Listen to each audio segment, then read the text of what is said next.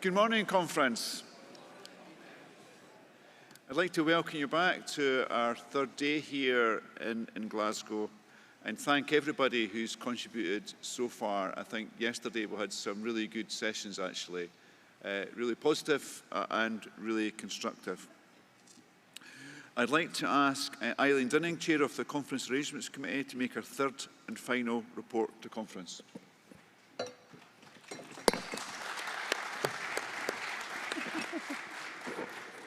Okay, can you hear me all? It's not because I don't want to stand up, but anyway. I was in my bed early last night, okay? Conference, as Scott has just said, welcome to our final day of conference. And again, can I add to what Scott has just said, that to thank all delegates, members and visitors who have helped make this conference such a huge success. And it has been a success. We've had some fantastic debates throughout conference, and this morning we will hold our final debate on the change our young people need. Alongside their debate today, we will hear a musical performance from Systema Scotland, as well as a panel on Win24, delivering change at the general election, with our leader Anas Sarwar, Deputy Leader Jackie Bailey, National Campaign Coordinator Pat McFadden, and Shadow Secretary of State for Scotland, Ian Murray. As noted in your CAC report this morning, there was a card vote called on Composite 10, women's rights, in yesterday's session. The votes were counted by tellers at the end of yesterday's session, and Composite motion 10 failed. And the full details of this result are included in that CAC report.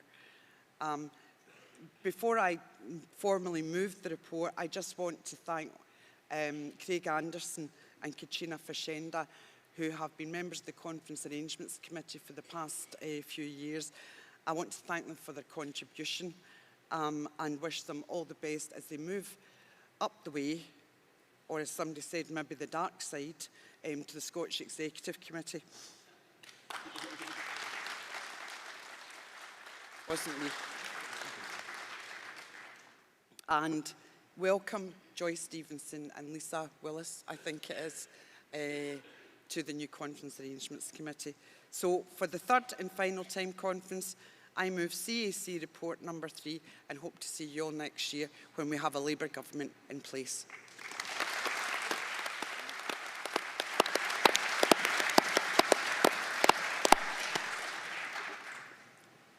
So are we happy to accept Eileen's report, apart from that bit about the Scottish Executive Committee?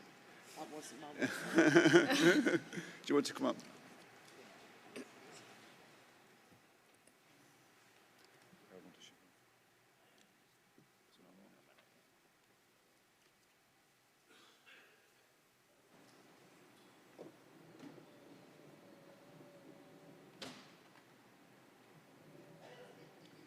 You're very welcome. Thank you, Chair. Elaine Smith, Coatbridge and Christon, Women's Officer. And I hadn't actually intended to speak this morning, but I really feel that I must. So I thank Eileen for her report. But I do have to say that on Friday, when I stood up here and objected to the Women's Conference motion being watered down, I never thought that what would happen is that the watered down motion would then be voted against by this conference. I thought at least that motion, if there's any consolation, would be supported by this conference. But worse than that, actually, yesterday in this hall, looked around and saw a sea of men's hands voting down a motion that came from Women's Conference.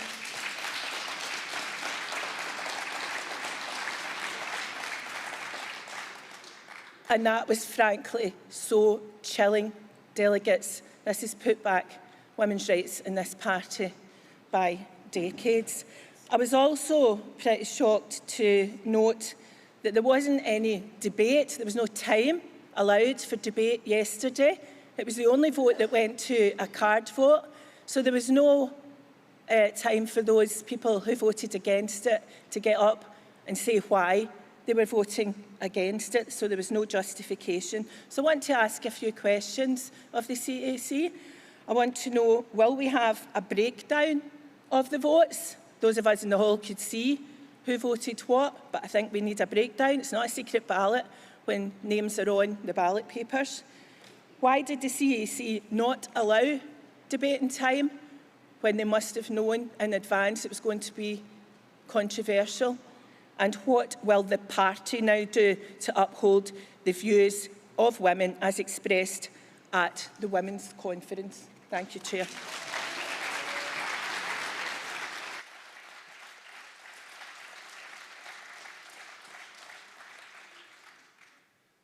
So thank you for that, Elaine. And I think yesterday, I do respect the strength of views held on this subject. And I did speak to some people after the session yesterday.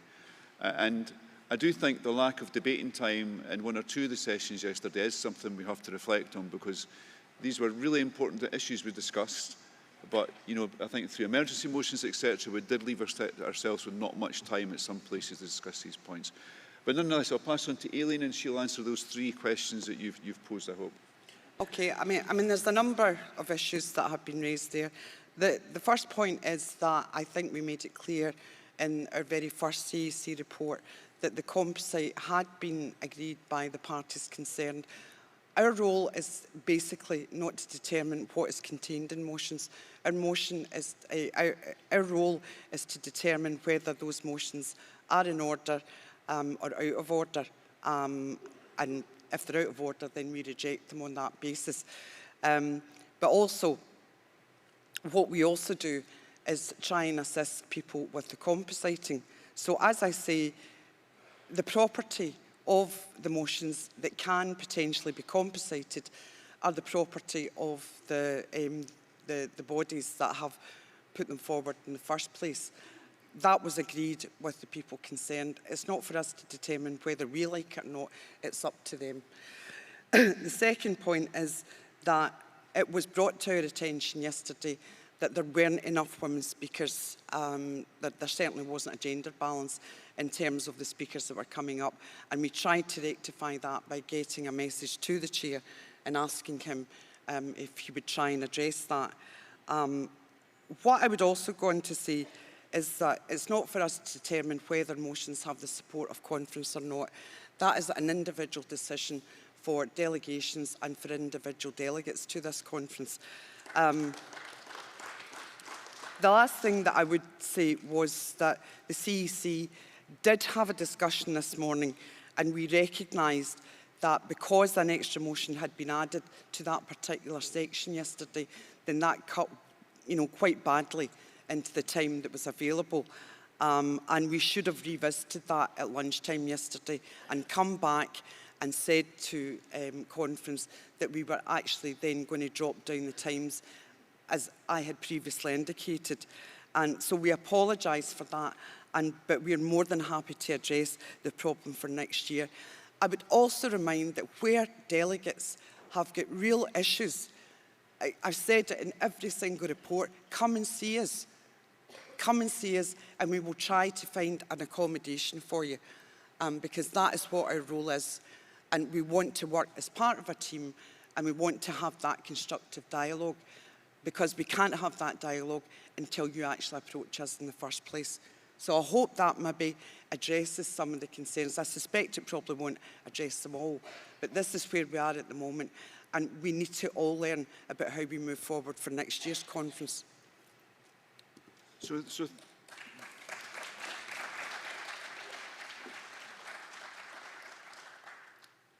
So thank you for that, Eileen. And I genuinely don't think there's any need for you to apologise. I think we're all here together as a party.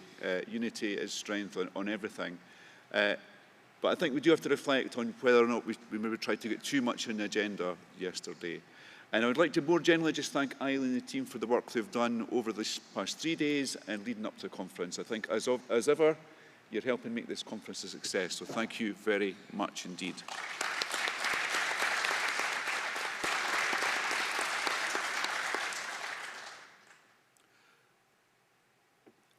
So I think I have to ask again, are we happy to accept Eileen's report to conference? Yes, thank you. So this morning's debate is on the change for our young people. And again, I would like to thank CLPs, trade unions and affiliates for the motions that have been brought forward. As we've learned from yesterday, you should have collected, if you're a delegate, you should have collected your voting pack by now and be ready just in case we have another card vote.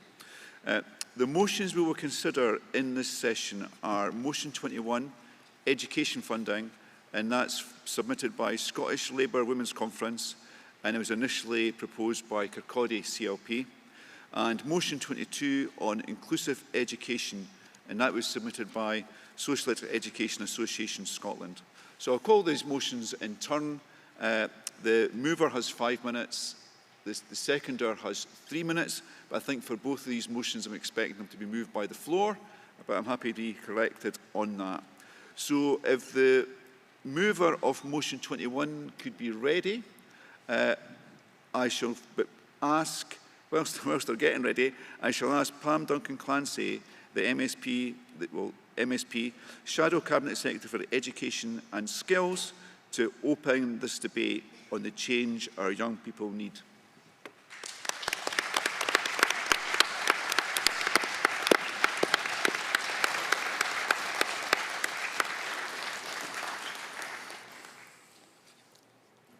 Thank you, Chair. Conference. There is little more important than today's young people and tomorrow's future. Let me begin by sharing a personal story, one that speaks to the transformative power of education. As a disabled woman from a working-class background, education changed my life. Without the support I got at school and university, I wouldn't stand before you here today. My mum and dad fought with every fibre of their being for me to have the same opportunities as my sister. Their tenacity and refusal to back down allowed me to leave school with strong qualifications, graduate university with a master's degree, go on to employment in the third sector and NHS, and eventually the honour of my life to end up in Parliament.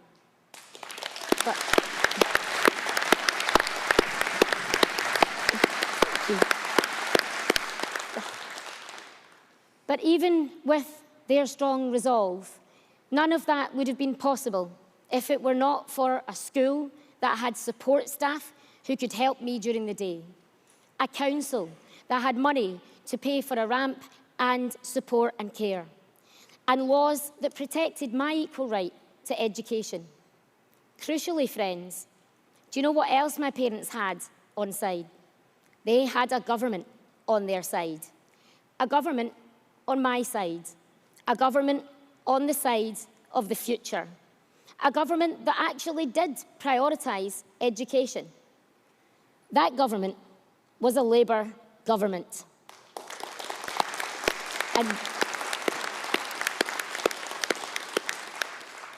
my experience proves the profound impact that a world-class education system can have when it has children and the future at its heart, it's equipped with the right tools and resources under leadership that prioritises it. That is the quality of education that every child in Scotland deserves, one that brings boundless opportunities and breaks down any class, glass, or stepped ceiling in their way.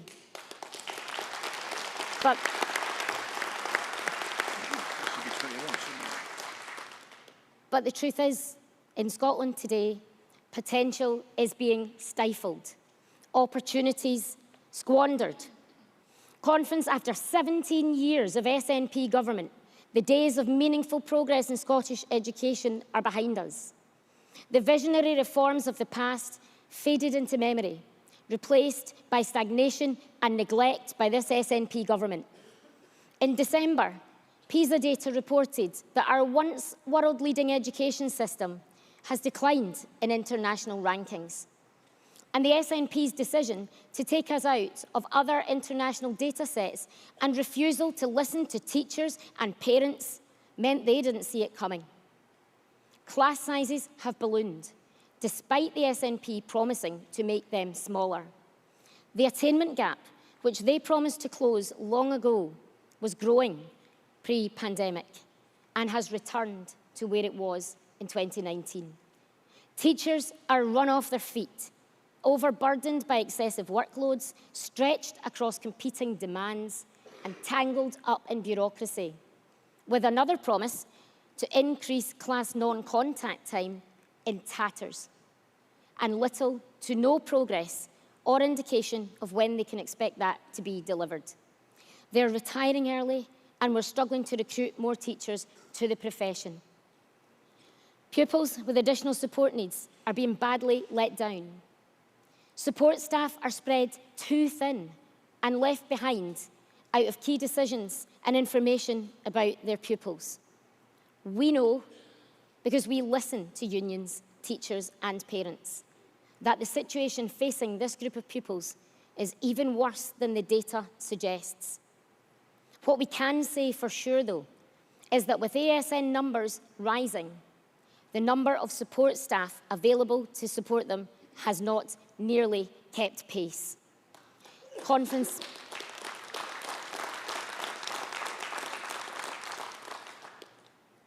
parents are disengaged and left out. Pupils are not turning up to school. The SNP's distraction and inaction has led to our classrooms becoming more like pressure cookers on the edge of boiling point than the nurturing and safe learning environments that they should be. And the result? Rising violence and poor behaviour in our schools. The Cabinet Secretary's only answers are to come up with a 5-point plan. Point 1 of that plan, come up with a plan. And then, to add insult to injury, teach teachers how to teach through the Centre for Teaching Excellence, a policy announced for a headline with no substance, no consultation and no backing. An out-of-touch government, out of ideas and out of control. On Scottish Labour's watch, teachers will be safe from violence and harassment at school. Pupils will want to go to school and be safe to learn. And parents will be able to leave them at the school gate without worrying about their safety. Because, as the EIS and trade union campaigns say, that is what we need to stand up for quality education. We will have a zero-tolerance approach to violence and harassment in schools. Because, friends, that's the change we need in education. Pupils need to know that we want them to be safe and to succeed. We will empower teachers to set the rules in their classrooms, all working together to make school safe and fun, and most importantly, a place where nothing distracts from the opportunity to learn. Teachers will be equipped and supported with national guidance on consequences and escalation. They'll be able to report in the confidence that they will be supported by their senior management to do so. Conference, we will never again let the situation get out of control in our watch. In government, we will see the reality of the situation by gathering data nationally and anonymously so that there is no fear of league tables. And we'll give pupils a reason to turn up by implementing long overdue reforms to the curriculum so that it is fit for the future, exciting and broad and inspiring for them once again. A curriculum that equips our young people with the knowledge and skills and will build the Scotland's future. That's the change we need in education. And we'll value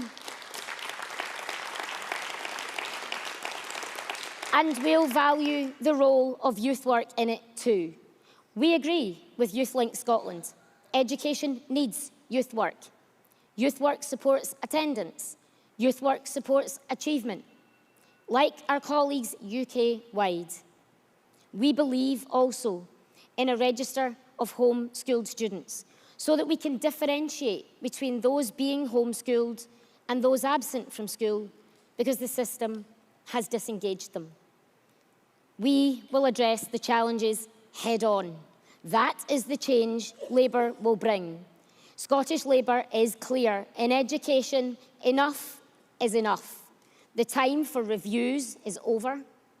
The time for change is now. And conference,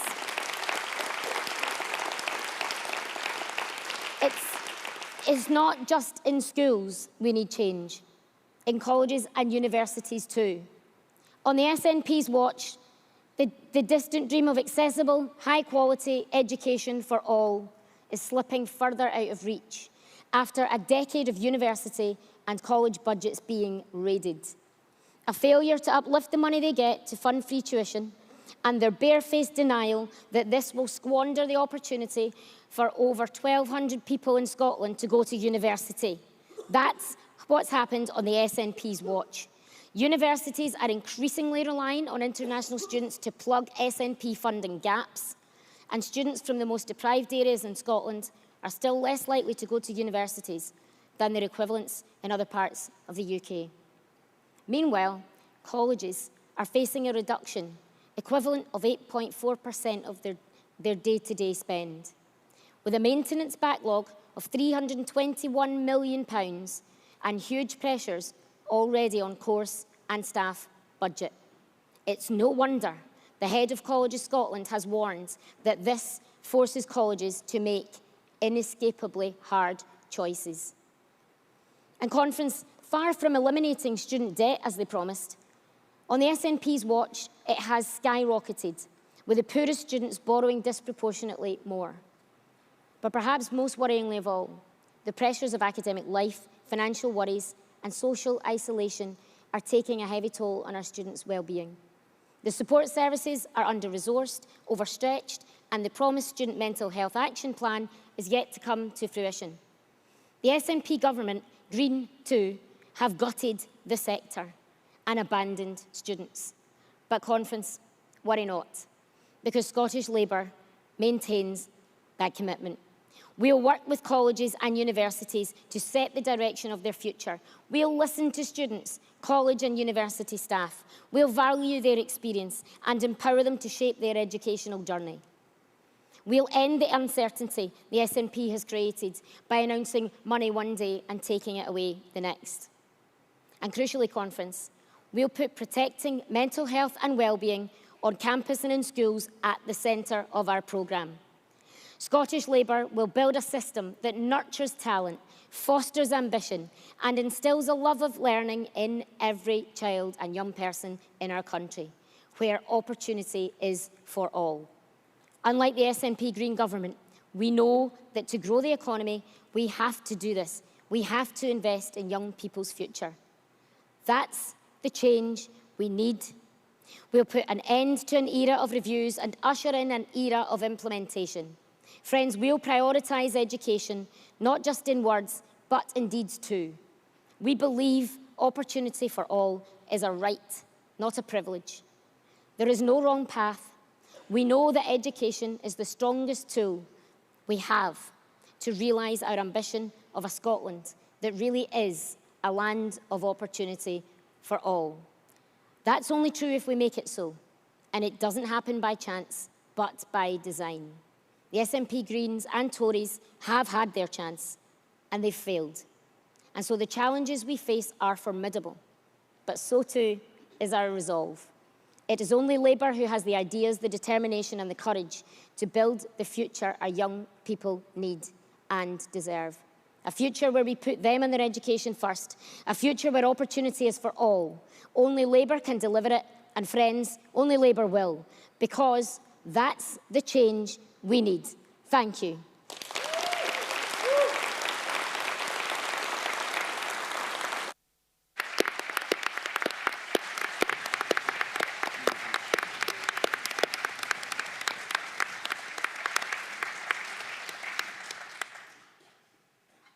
Thank you, Pam. I can't think of a better person to stand up for the rights of young people right across Scotland. You do an excellent job for us. I'd like to ask the mover of motion 21 to come to rostrum. And this is on education funding.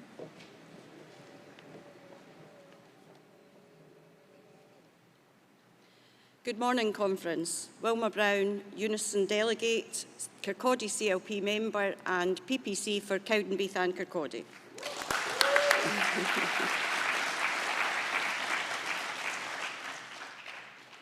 Conference, our further education system is in crisis, underfunded and neglected by Scottish Government.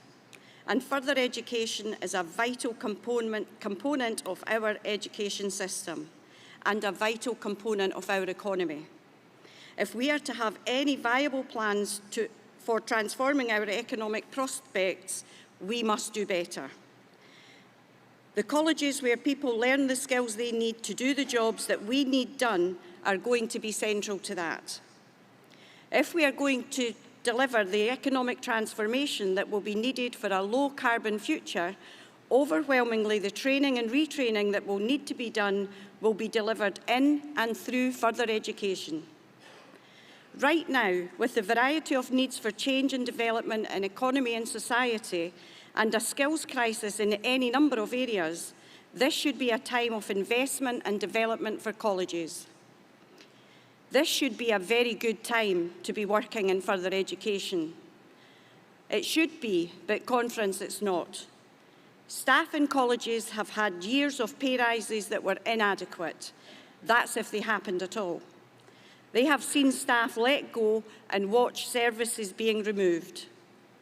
You will often hear about Scottish Government ministers saying we have no compulsory redundancy policy for the public sector, which is all well and good, but like a lot of things with this government, you need to check the small print. College staff are surprised to find that apparently they aren't working in the public sector because they are being threatened with compulsory redundancy. And this tells us a lot about the Scottish Government, about a lack of vision for the economy and the society, about a failure to plan and to look ahead, and about an ability to respect a workforce that should be at the heart of building a better future. And that workforce have had enough. This motion is one expression of that, but there are other more direct ones. At the end of this month, unless employers see sense and make a decent pay offer and remove the threat of redundancies, Unison members in 22 colleges right across Scotland will be taking strike action. More than 2,000 workers will be on strike and will close the vast majority of colleges across the country. They don't want to be out on strike. People never do, but they have been forced into this position. Well, I sure hope that they get a deal before then. But if they don't, then we should all be doing whatever we can to support this crucial but underappreciated group of workers. I hope that we'll see many people in this hall, particularly my fellow parliamentary candidates, doing the right thing and getting out on the picket line to support college staff.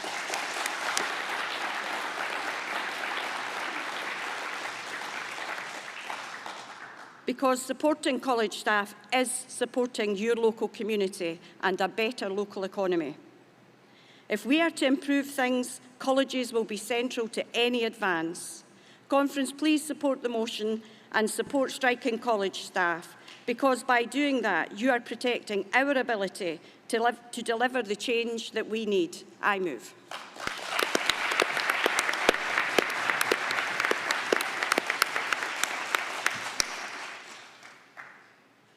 So I understand that's been seconded from the floor. Are you seconding? Sorry. Okay, please come up. Second from the floor, sorry. Can we have the mover of motion 22, inclusive education, come forward?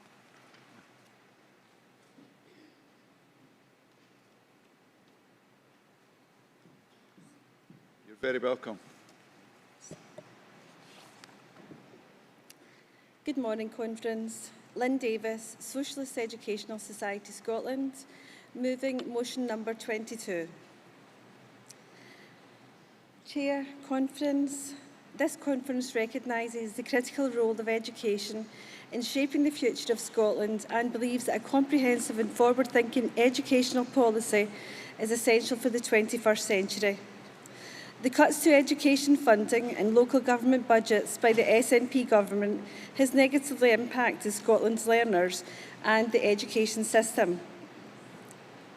It is worth noting, Conference, the SNP and Nicola Sturgeon said, "Judge me on my record in education." We did, Conference, and sadly it's quite sobering reading. None more so than the crisis in further education. Further education is the Cinderella service, the forgotten service, yet described as the silver bullet to tackling poverty and inequality within our society. Further education transforms the lives of our students, many of whom survived adverse life experiences and trauma, with many looking at FE as the second chance, the last chance saloon, and a way to gain further qualifications in order to access jobs or higher education. There has been sustained cuts for over a decade in Scotland's colleges, which has resulted in jobs being axed via voluntary or compulsory redundancy. This has had a knock-on effect to courses, a reduction in provision, and an erosion of opportunities for our most disadvantaged students and for our local communities. There's been cuts to ASN lecturing staff, a reduction in supported learning, and cuts to specialist support staff, which all negatively impacts the learning of our most vulnerable students. Moreover, at times leaving them unsupported within a mainstream environment, finding it difficult to navigate the challenges posed with ever-increasing class sizes and lack of individualised support. Students are stressed, Conference, as are lecturing staff, the latter of which are overworked with their ever-increasing workloads. They're undervalued, under-supported, with a sector that's on its knees at the cuts enacted by employers and the SNP government.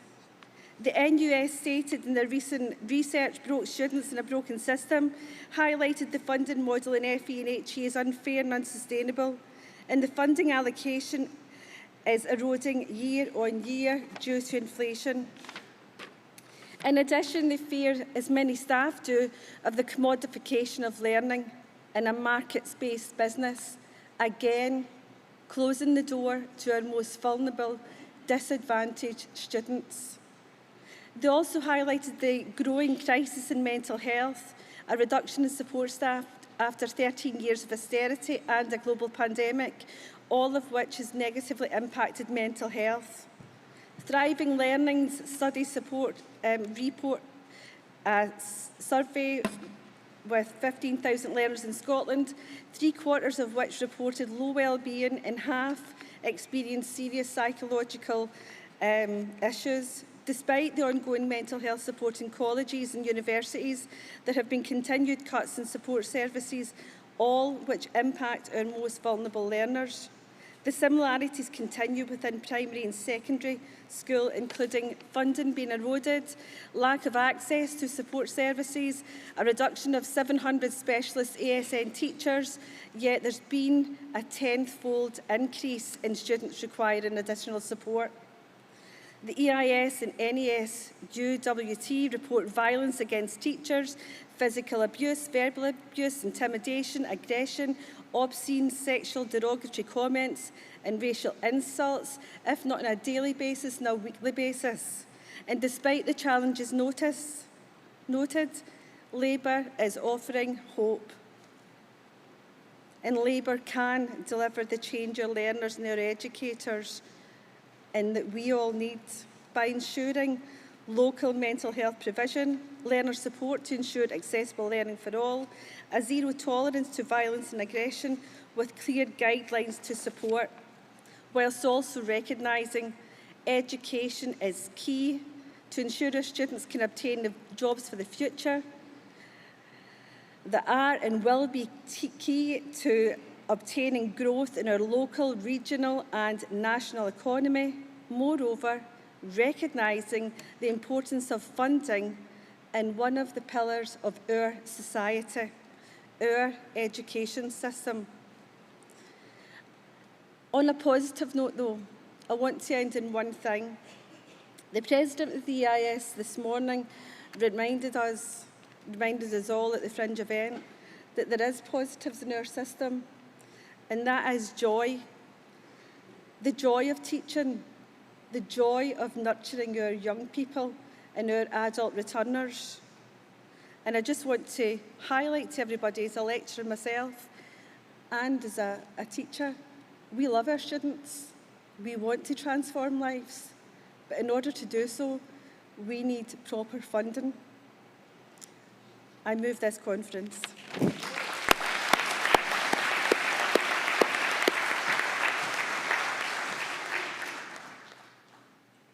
So as ever, we're under time pressure. We do have time for 2 people to speak in this debate.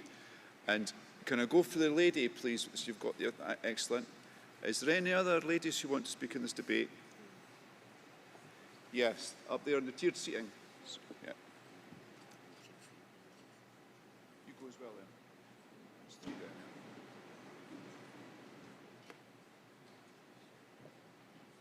Thank you, Chair, and good morning, Conference. Elsie Greenwood, Delegate for Maryhill and Springburn CLP and Youth Rep on Labour's National Executive Committee.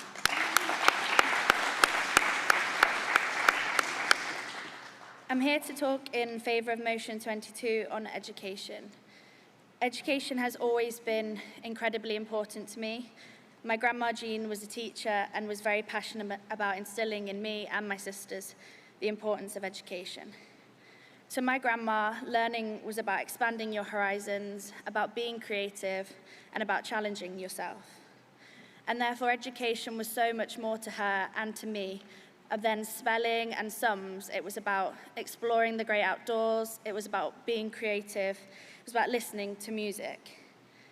When my grandma was growing up, she cared about education and she cared about school.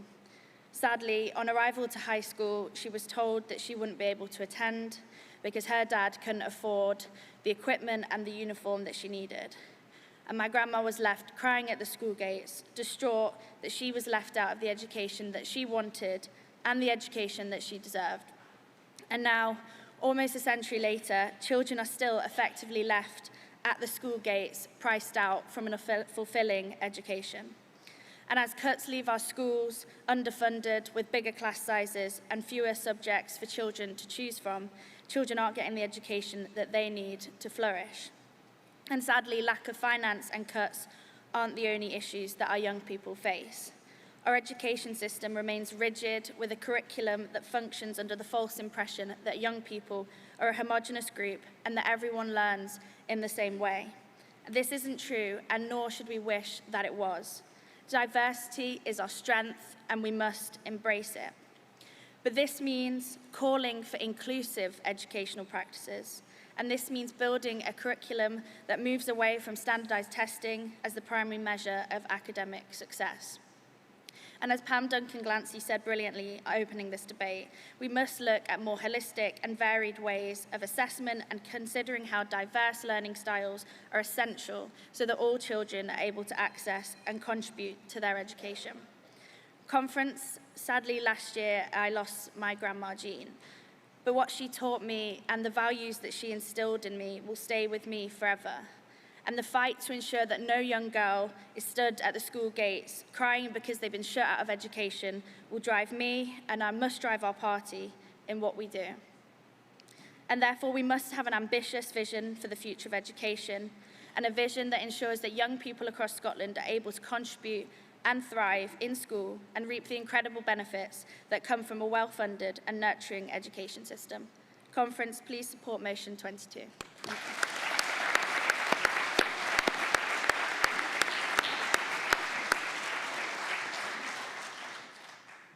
Thank you, Elsie, and I'm sure your grandma would be proud of you, not least because you fitted it within 3 minutes, which is always good. Go. Kathleen Kennedy, Aberdeenshire, North Kincardine, CLP, supporting Motion 22. I am not going to repeat what Pam Duncan-Glancy said.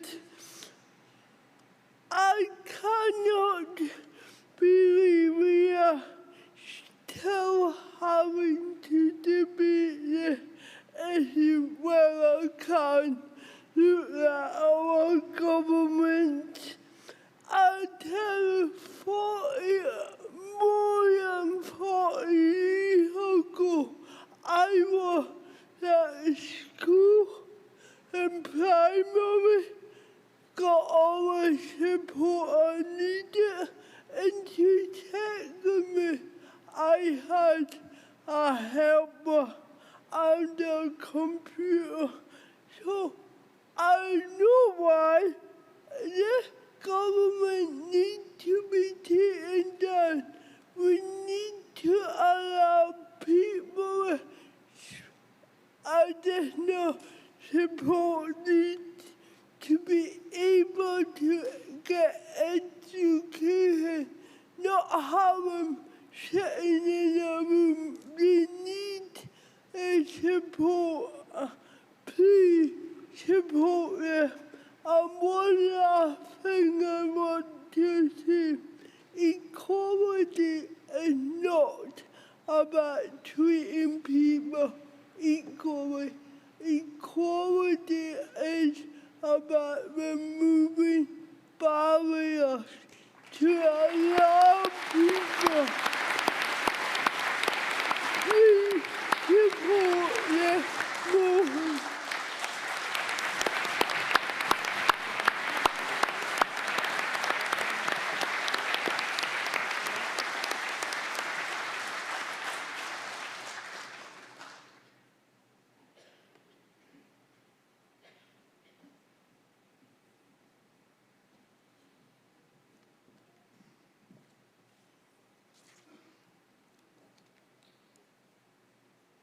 I'm Maureen Burke, Glasgow City Councillor and also a CLP member for Provan, and delighted to say I'm a candidate for the Glasgow North East candidacy.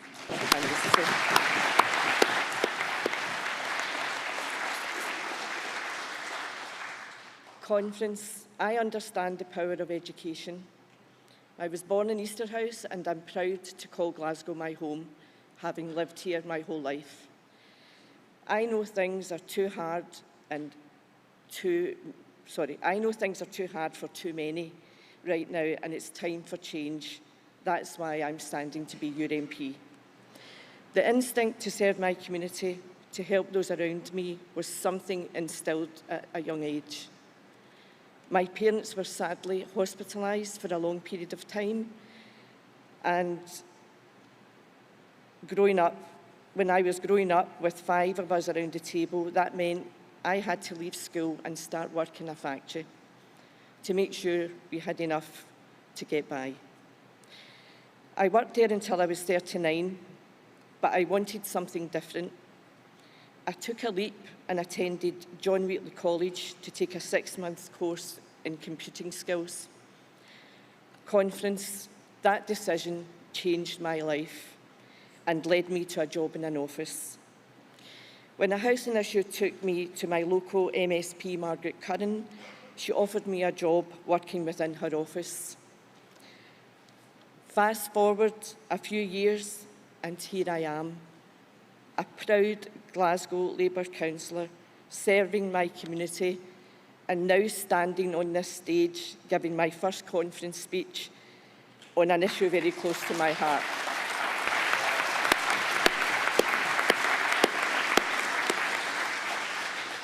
Conference, I genuinely don't think I'd be here today if I hadn't taken that course in John Wheatley College.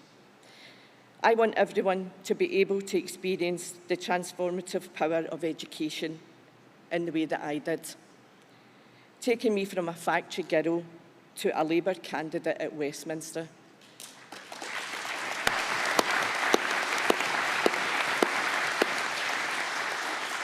But too many young people are being let down by an under-resourced and broken education system. Our teachers are under-supported and undervalued.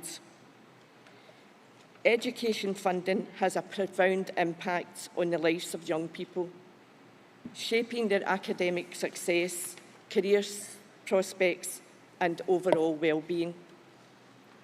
Therefore, it is essential for policymakers and stakeholders to prioritise and invest in education funding to ensure that all students have access to quality education and opportunities for growth and development. For our economy, for our future, for our young people, we cannot afford to neglect our education system any longer. We need to change. We need Scottish Labour. I support the motion.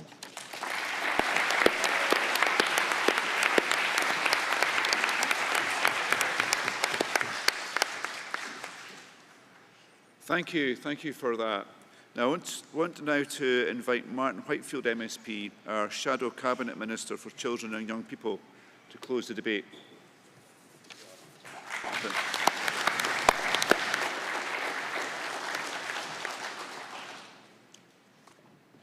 Thank you, Conference. Martin Whitfield, MSP, East Lothian CLP. Can I thank the organisers and the attenders here today, because as we gather in Glasgow, it is important to remind ourselves that we are no longer mere observers of the politics here in Scotland. We are no longer commentators on the political events here in Scotland, no longer bystanders to the damage the SNP and Tory governments are causing to our communities. Instead, we can be the architects of change, the champions of the future. And at the heart of our vision for Scotland lies Scottish Labour's deep commitment to our young people. And as we embark on this monumental journey together in this year of change, let us reflect on the challenges that lie ahead and the transformative changes that we must enact to secure a better future for generations to come. Our mission starts from a steadfast belief that our young people and their future is of the utmost importance. A safe, prosperous childhood should be an absolute right. It is a childhood is a jigsaw of so many interlocking but interdependent pieces: family, community, experiences, education, health. It's a jigsaw that finds its language in rights, enshrined in the principles of the United Nations Convention on the Rights of the Child, which serves as a beacon of hope, of inspiration for children around the world.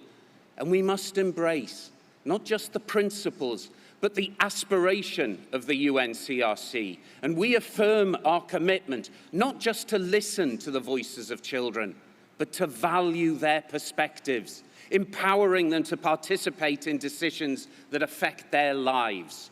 We recognise that children are not just passive recipients of care and support, but are active agents of change, capable of shaping their own destinies and contributing meaningfully to the world around them.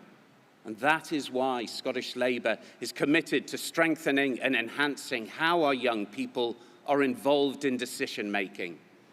One step towards achieving this goal is by engaging with the Scottish Youth Parliament in the decision-making processes within our Scottish Parliament. The SYP serves as a vital platform for young people across Scotland to express their views, advocate for change, and engage with policymakers. And by integrating the SYP into our parliamentary architecture, we can ensure that the voices of Scotland's youth are not only heard, but also taken seriously. Why can't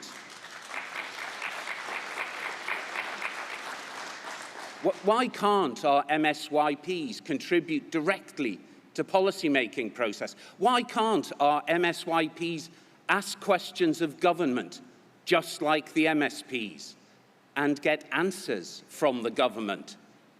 Another crucial piece of this jigsaw is youth work.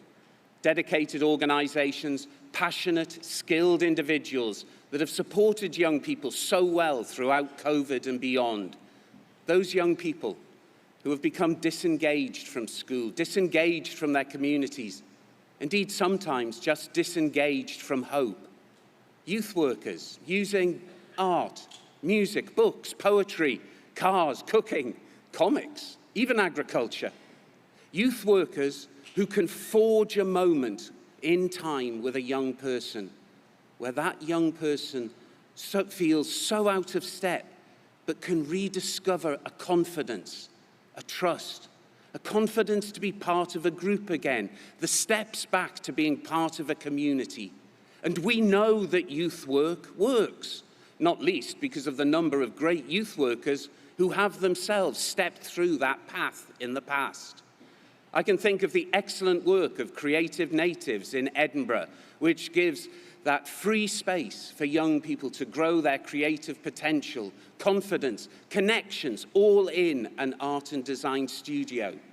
Or the Pennypick Community Trust in East Lothian, a trust where primary school children attend for anything from improving their well-being, sport, nutrition, community development, even volunteering at holiday clubs. But they pay back the love and support that they found. So many of those young people have gone on to become paid youth workers.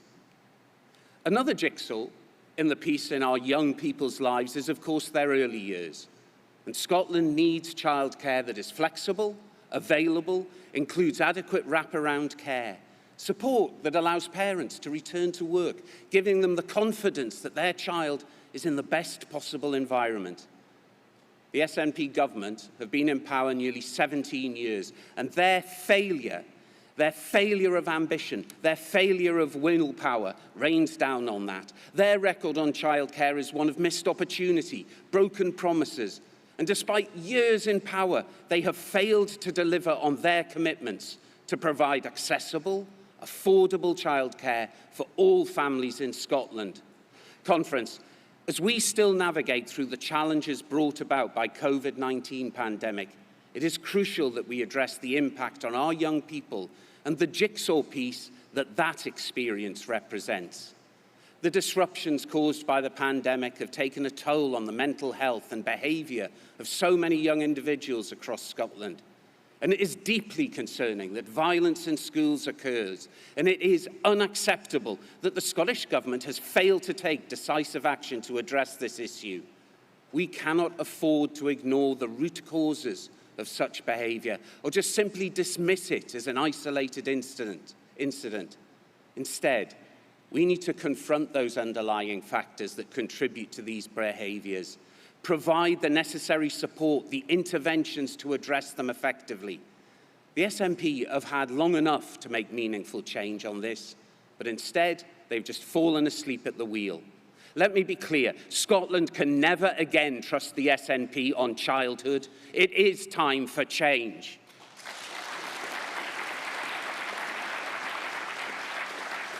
And Conference, I want to end by giving a direct message to the young people of Scotland. Come the next general election, when you step into that polling booth, possibly for the first time, remember, change is possible.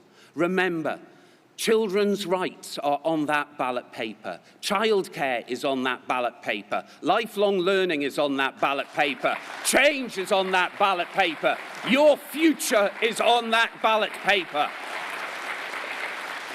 And with Scottish Labour leading the way, we can turn a new page in Scotland's journey towards a brighter, fairer future for everyone. Thank you, Conference.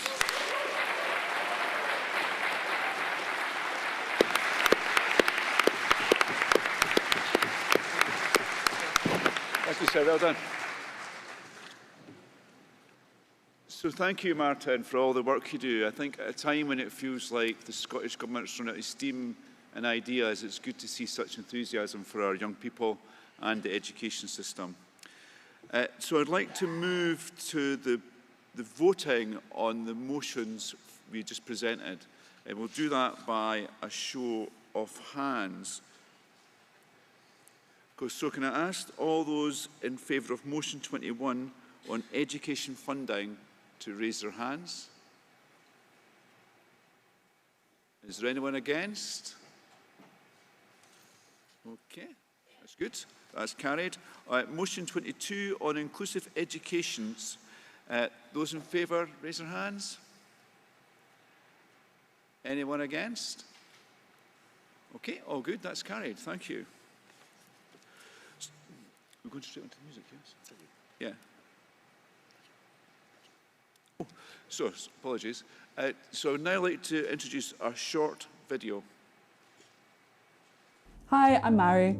I just graduated from being a student in Glasgow. I did zoology and now I just live in Partick. So I was voting SNP when I first got here because that's what some of my friends voted. That the most outspoken friends just voted SNP, so I voted with them. After 2019, when I started realizing I need to do a bit of research myself, I realized things didn't actually have to be like this. Me and my friends, the problem is that we can't save. There's no opportunity to save money at the moment. Every time I put something in my savings, I'm taking it straight back out. The jobs are so few and far between, and if I do find something, it's underpaid, it's undervalued, it's gone in a flash because everyone is fighting for these jobs because there's so few of them. My hope for the next government is one where I can see changes in my community.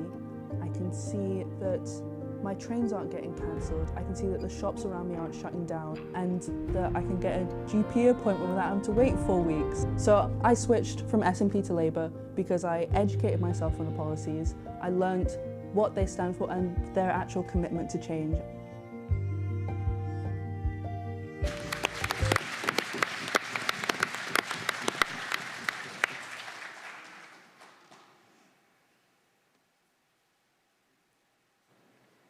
Good morning, everyone. We are Big Noise Raploch's Rinconada Chamber Orchestra, and we're delighted to be here to perform for you today. We represent over 3,500 children and young people who take part in the Big Noise programmes across Scotland each and every week. Big Noise, delivered by the charity Sysama Scotland, is a transformational social change and music education programme where the Symphony Orchestra becomes a community that supports children and young people to gain vital life skills and reach their full potential. Myself, I've been going to Big Noise Raploch in Stirling since I was 5 years old, and I'm now 17, so as you can imagine, it's been a pretty huge part of my life. It's improved my confidence, given me so many incredible opportunities, and has supported me to achieve my goals in and out of school.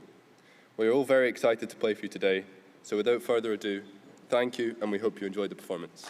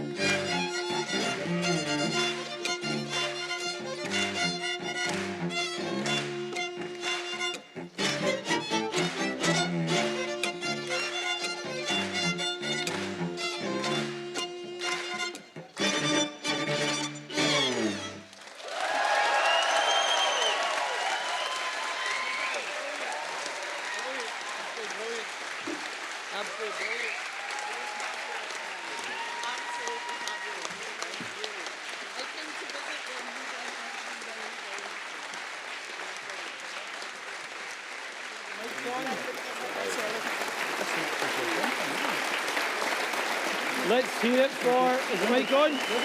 Can you hear me? Let's hear it for Systema Scotland. That was amazing. Woo!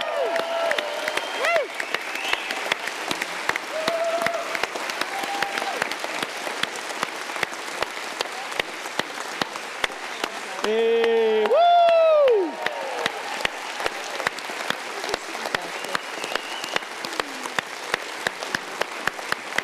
Well done, guys. Well done. Well done. Well done. That was amazing.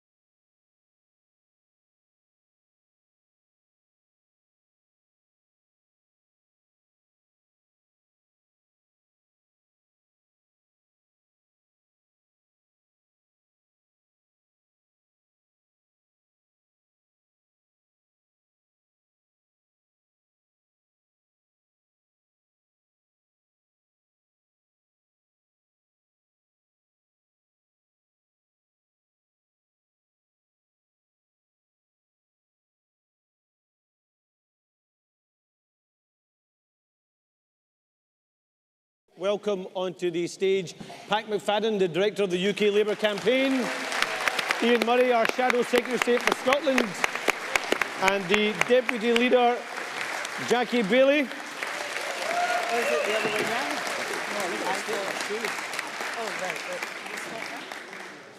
You don't need to play musical chairs now, Jackie. Just sit where you are.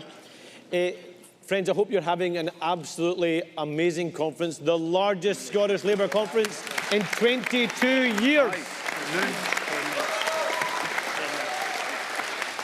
Well, when's it going to end? But we're not going to talk about the past, we're going to talk about the future now. And I hope many of you have had an opportunity to meet our fantastic Scottish Labour candidates come the next general election. Not just fantastic candidates, but people I believe will be fantastic servants of the local community, fantastic Scottish Labour MPs, and I hope fantastic ministers in a future UK Labour government. So let's give a big cheer to our candidates.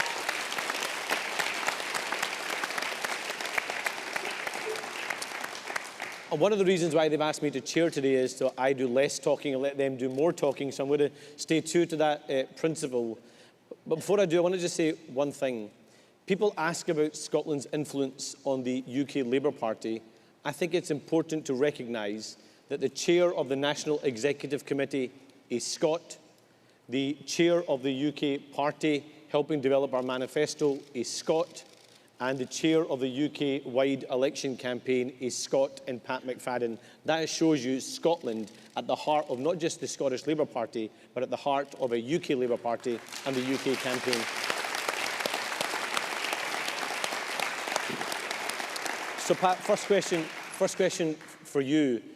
When you heard the First Minister and the leader of the SNP say that the election was done and that Scotland didn't matter, how did you feel and what do you say back around Scotland's role in trying to elect that UK Labour government?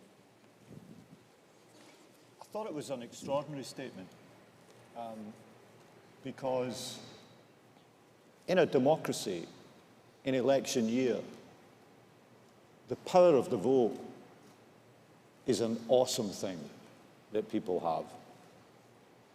And at the heart of a democracy is the idea that when the time comes, it's not the politicians that are in charge, it's the voters themselves. They get to decide.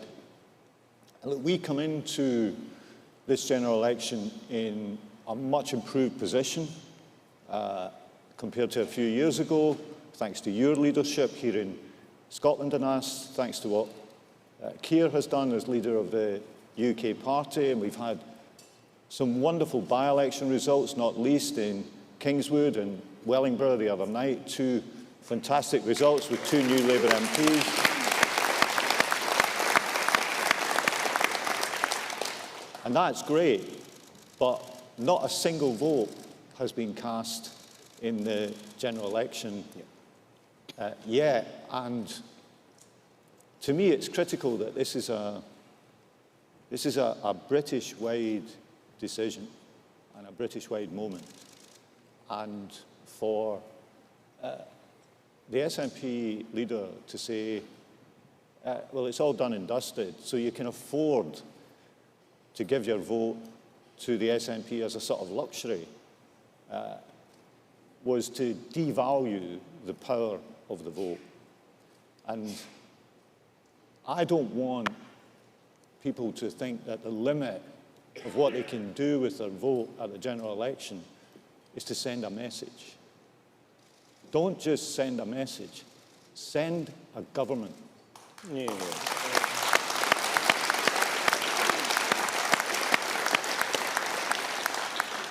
And the issue on the ballot paper is change. Can we, after 14 years, change the government of the UK and have a Labour government? So we can offer voters in Scotland more than the opportunity to send a message. We can empower voters in Scotland to be part of that change, to use the power of the vote to effect change. And every vote that is placed next to a Labour candidate's name is a powerful vote. It's a meaningful vote. It's a vote for change, because I want the MPs who are elected here in Scotland not just to be part of an opposition in the Westminster Parliament, but to be taking the decisions that will change people's lives. And by voting Labour, people can do that. So don't send a message, send a government. And that's what we should do. Thank you, Pat.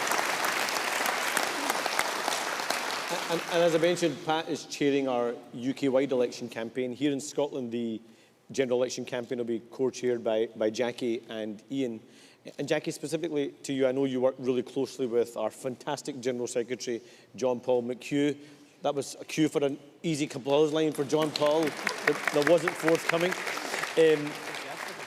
But Jackie, just say a bit about how the organisation has ramped up and developed as we looked at that campaign around our campaigning infrastructure, messaging infrastructure, digital infrastructure. How's that campaign ramped up and will continue to ramp up between now and the election? So I think the best example to give is, of course, Rutherglen and Hamilton West, because that's where, we as a campaign team came together.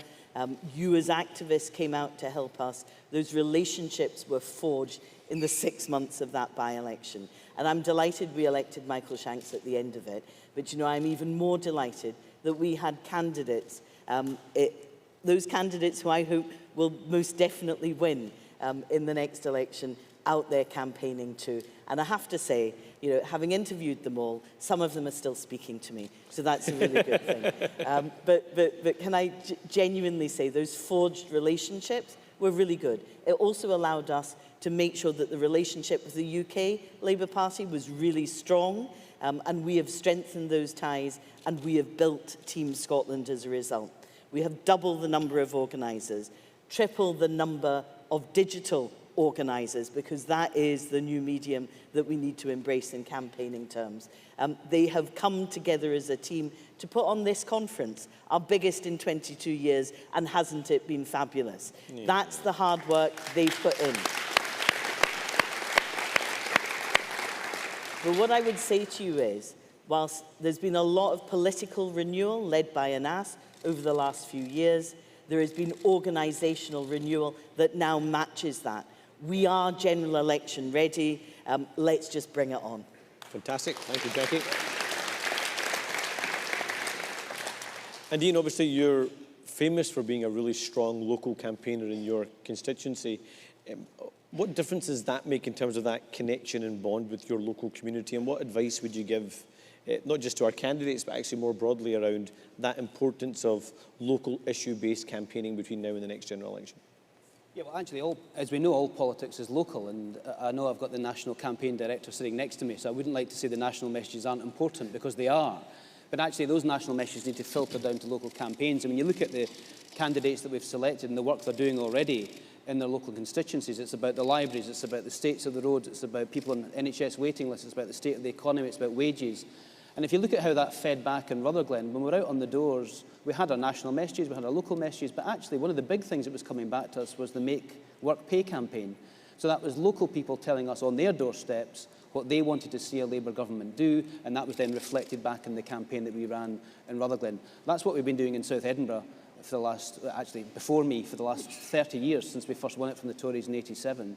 It's getting out on the doors, listening to people, reflecting back to them what they want, helping people locally, supporting local organisations and running those local campaigns. And the national messaging, whilst it's really, really important and critical, because that will be the manifesto going into the general election and into government, is really important. That is made and developed by what people are saying to us on the doorstep. So if all politics is local, get out in the doors, get out into the supermarkets, do the street stalls, pick up the phone and talk to people, because you'll find that they're very, very eager for change and very, very eager to listen to the Labour Party. Excellent. Thank you, Ian. And Pat, back to you. I don't mean to make you feel your age, Pat. You're, of course, still a very, very young politician with decades ahead of you. But back when I was 13 and you were campaigning for a Labour government in 1997, you were obviously a key part of that election campaign and that huge election win in 1997. And how would you compare that journey to 1997 compared to this journey to the 2024 general election, you young man? Is this the part where I get to tell lots of old stories? Yeah, you're right. I was involved in the run-up to that election.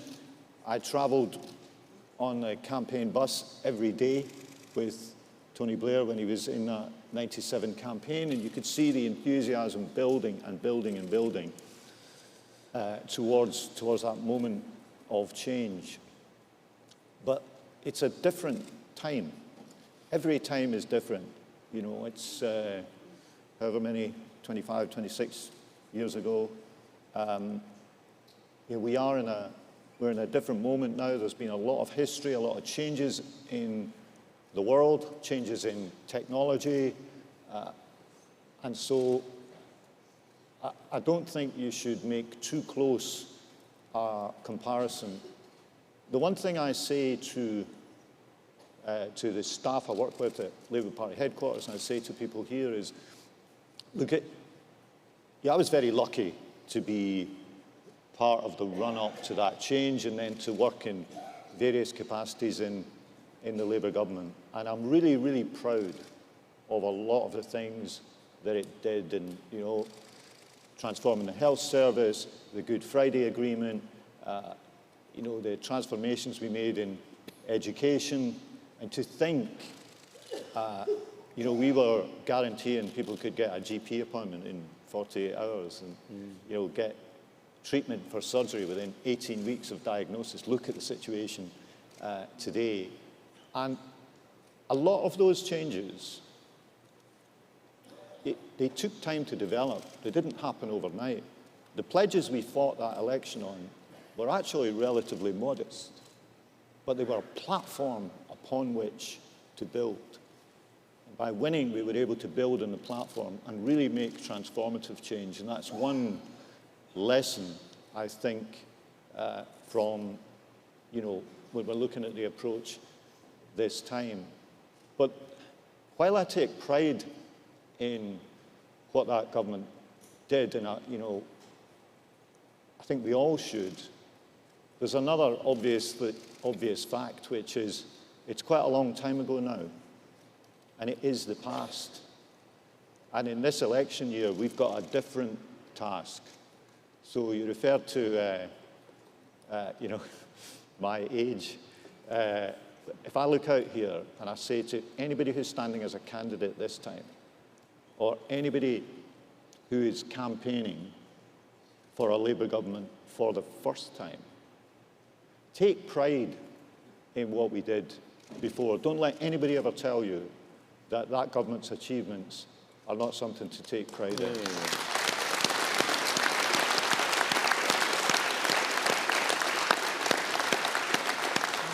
And I would trade our 13 years in government for the past 13 or 14 years, the comparison at any time. But there's one more point. It's in the past, and now this is your time. This is your moment if you're campaigning for the first time. And it's time that we wrote a new chapter of Labour government's history. And that's what we're going to try to do in the general election this year.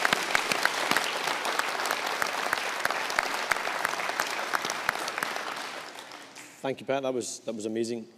And I mean, I referenced it in my speech on Friday, but just everyone needs to hold on to that feeling of what that might feel like the day after that general election, and keep that hunger and drive going every single day between now and that general election to make that win a reality. Jackie, us as politicians and probably as political activists, we often think about politics around what's devolved, what's reserved, but actually the electorate don't think that way in terms of the issues they care about. So how do you think issues, for example, like the National Health Service, like what's happening in our schools, like what's happening in our transport infrastructure, what role do you think those issues will play in the run-up to the next general election, in particular your own portfolio around the National Health Service? Let me deal with health, because that's where my knowledge lies. But the reality is it matters what government you elect at a UK level. It matters because the amount of funding given to the NHS, not just in the UK, but in Scotland, for Scotland to spend too, was just enormous under a Labour government. It was rising budgets, it was investment going in, and we were able to take our share of that money and spend it in the NHS. And Ask yesterday gave a really important commitment that every penny extra that a Labour government in the United Kingdom provides for the health service there, we will use all of that money for the health service in Scotland. And he demonstrated that as well with one real example, where we know, as a result of the announcements made by Wes Streeting, what a Labour government would deliver at a UK level, we will now be able to spend £134 million on securing 160,000 more appointments. And the reason that's important is we have 1 in 6 people in Scotland languishing on a waiting list. That's 830,000 people. That is a national shame, and electing a Labour government at the UK level actually delivers for people in Scotland in the NHS too. Thank you, Jackie. Thank you, Jackie. Ian, one of the key messages that we've tried to get across over this conference is, of course, a vote for Scottish Labour is about getting rid of the Tories. But even more than that, it's about maximising Scotland's influence. And we talked a lot around Brand Scotland, the role of the Scotland Office. When you said in your speech that you wanted the Scotland Office to be the delivery arm for Scotland across the UK, tell us a bit more about what that means actually in practice when we talk about maximising Scotland's influence and the role the Scotland Office can play. Well, I think the starting point is, isn't it great that we can have a Scottish Labour Party conference and talk about what we're going to do in government, and people are asking us what we'll do in government? Because I remember conferences not too long in the distant past where people were asking us if the party could survive, and now they're asking us what we'll do in government, and that's a really sharp step forward and something we should embrace going into the election. But the whole thing about the Scotland Office, currently it operates as the Department of Whitehall where Scotland has to be managed. It currently operates as a Department of Whitehall that spends more time with lawyers fighting with the Scottish Government and vice versa than it does anything else. And I think the Scotland Office should be Scotland's department in the UK Government. And the reason that's so important is twofold. One, it's about Brand Scotland. It's about promoting Scotland on the international stage, growing our economy, creating the jobs here, using that really strong soft power that Scotland has in the international arena to make sure that we're benefiting from it here in Scotland. But the second thing is that there is no doubt that the UK Labour manifesto will be full of stuff that Scotland will play a really important role in. Delivering clean energy by 2030, the majority of that's going to be delivered in Scotland. So there's going to have to be a very, very strong UK Labour government manifesto delivery unit in Scotland, and of course the Scotland Office should be a part of that. Keir has made a really strong commitment that Scotland's not just hugely important to him personally, but will be hugely critical to a UK Labour government, but actually will be really important in delivering the 5 missions that he will set out in the manifesto as we run into the general election. So the Scotland Office is going to turn itself into a key component of Whitehall. It will be Scotland's window to the world, but it will also be Scotland's voice in Scotland and in government. And all these candidates that are sitting here will play a key role in that in delivering here for our communities. And I'm really excited about that because I think it's a step change in the way of which 2 governments can work together. Fantastic. Just think, colleagues, rather than having a Secretary of State for Scotland who thinks its job it is to be the UK's eyes and ears in Scotland, will instead Ian Murray have a Secretary of State for Scotland who believes his job is to fight for Scotland and deliver everything across the UK in every department and on the world stage. So let's hear it for Ian Murray, please.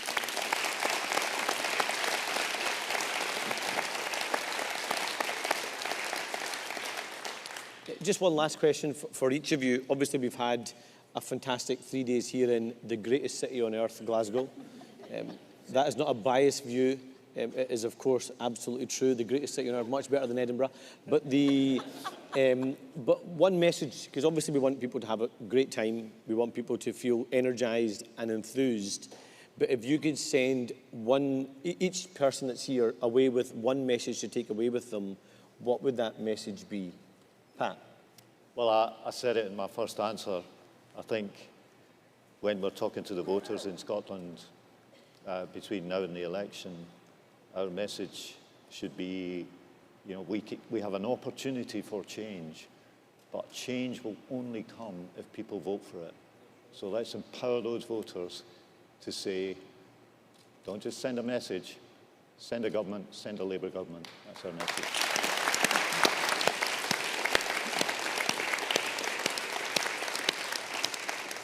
Jackie, one message for people to take away home with them? Okay, don't be complacent. This is our once-in-a-generation opportunity. There are leaflets in the conference hall. Take them with you. They explain the change that Scotland needs. Take them and deliver them across the entire country.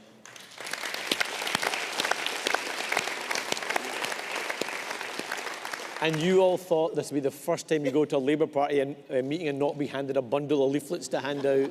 Jackie has broken that. Or draw a raffle. Yeah, exactly.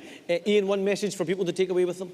Well, the only message that delegates and members should be taking away from this weekend is that Anas Sarwar finished last in the Keepy Uppy Challenge. So take that message away. Great applause from the person who finished second last, probably. But really, the key message is that you? Ian, must were have you second exactly. last? You must have gone to sleep on Friday morning and you haven't yet woken up yet if you don't know what the message is to take away to the rest of Scotland. It is the change that Scotland needs. And that phrase isn't just there as an encapsulation of what we want to try and deliver as a UK Labour government, but it's an encapsulation of what the voters are thirsting for. They want that change. They need that change. Their lives, their families, communities need that change. So it's the change that Scotland needs. Go out there, sell it on the doorsteps, and when we meet again next year, let's meet with a big UK Labour government behind us. Fantastic.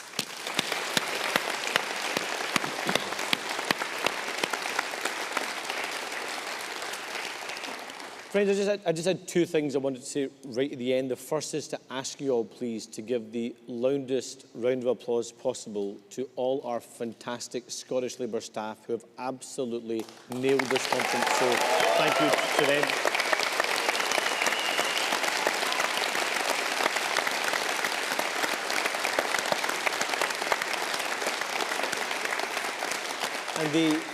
And the second thing I hope people will take away is, look, we've been through a lot of pain in the Scottish Labour Party. I don't think it's any exaggeration to say that. And it's been 17 years where people have questioned what we believe in, have questioned our values, have even questioned our identity, and even questioned the love of our country. And we have continued battling through those 17 years because we have always believed that our values, Labour Party values, were central to delivering a fairer and more equal Scotland. And the reason why we kept going through that fight is because we held on to a belief that when that chance came and that opportunity came again to serve the Scottish people and to change their lives, we would take it. We have that chance. We have that opportunity.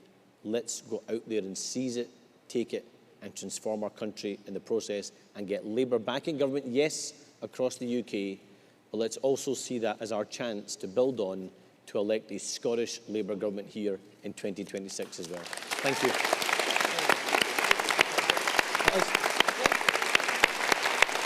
Thank you.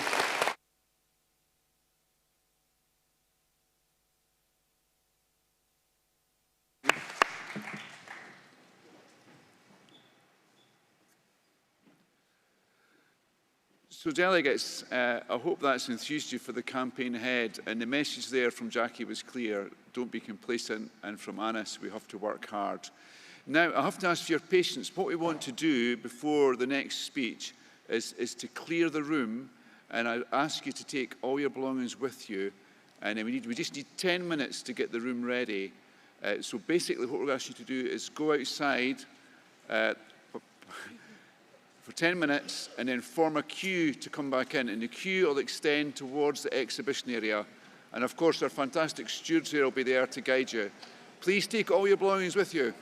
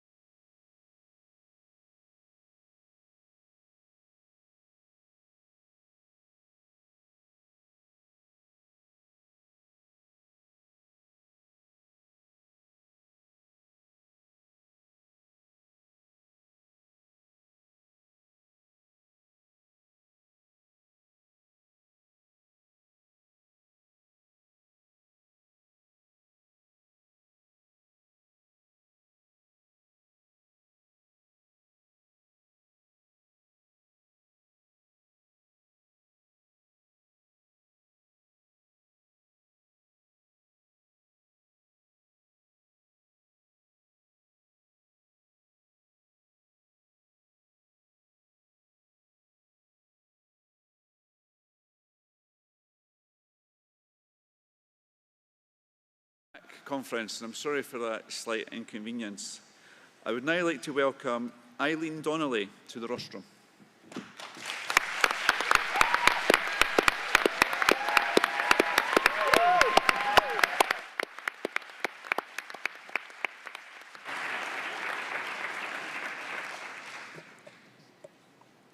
Conference, my name is Eileen Donnelly, and it's an honour to be with you here in Glasgow today.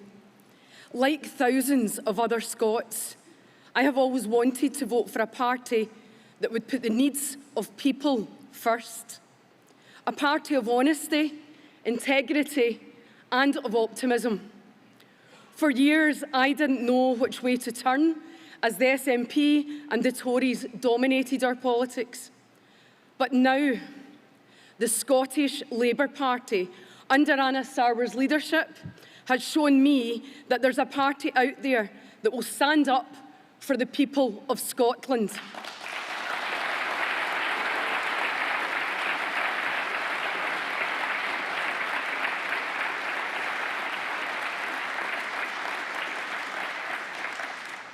The need for that change could not be clearer.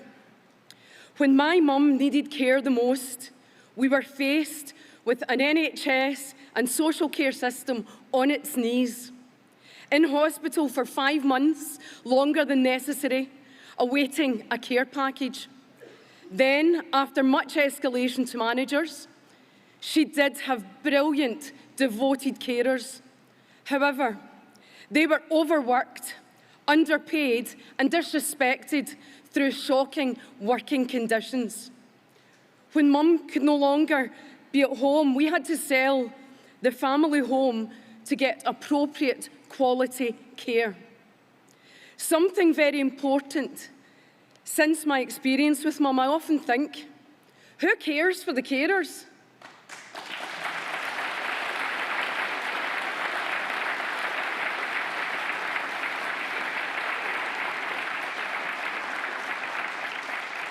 Conference, I've asked myself so many times, who cares for the carers, paid and unpaid, in our country? We need change to deliver an NHS that will ensure people like Mum are supported until the end, not left behind. And for that to happen, we need to see a UK Labour government after the general election, led by Keir Starmer.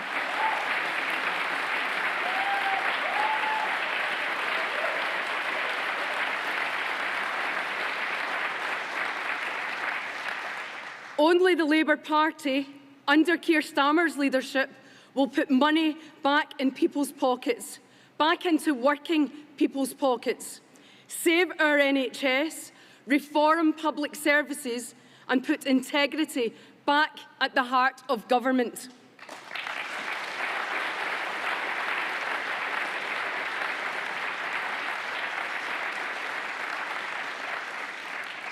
This year, we can make that happen with a general election.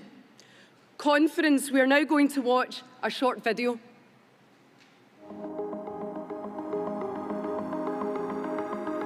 We've changed, and because we've changed, we are now the party of change here in Scotland. Rutherglen, you did it!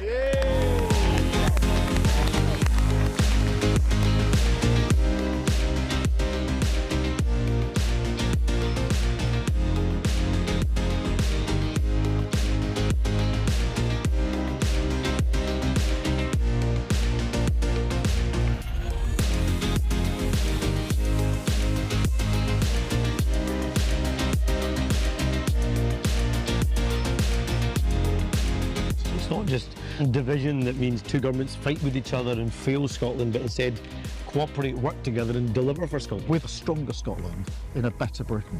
That's what we get with the Labour government.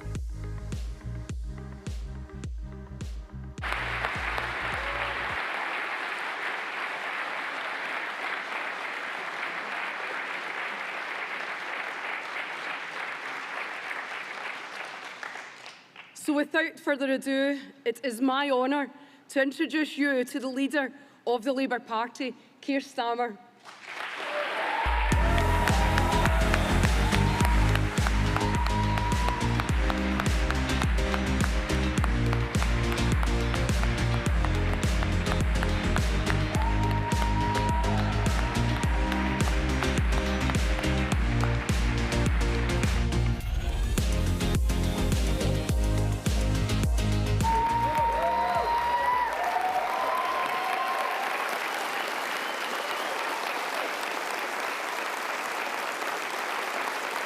Thank you, conference.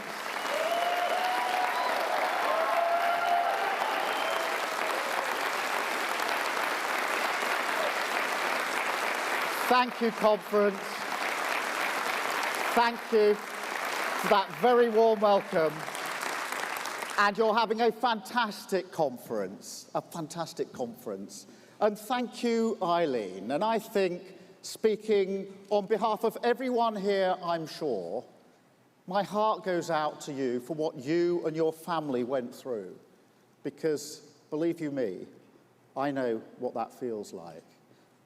So thank you for sharing your story today. It is fantastic that you've got your husband Stephen here with you today and your daughter Grace, aged 10.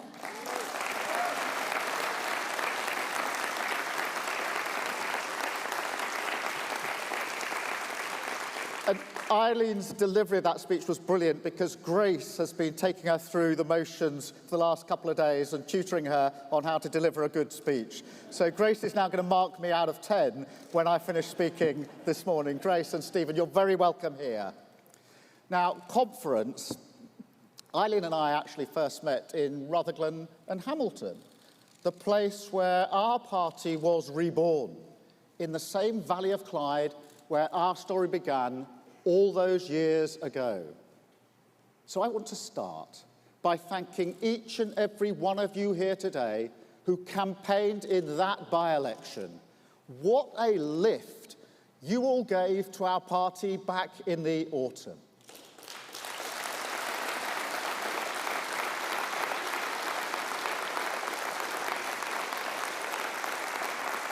Now, we're having to get used to by-election wins, of course, but that one was special. And after all the struggles that you've endured over the past decade or more, the hard yards that went into that victory, the years when your commitment and patriotism towards this nation were questioned just for supporting our party, you should enjoy this moment. Now, not too much. We can't get carried away.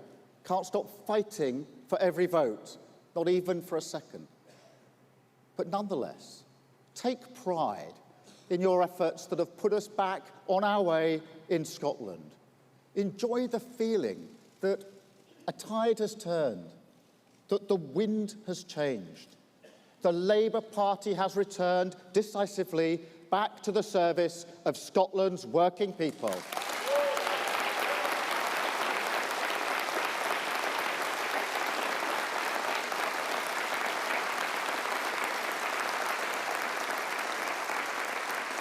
And conference, I want to thank Michael Shanks, of course, a fantastic candidate in that election.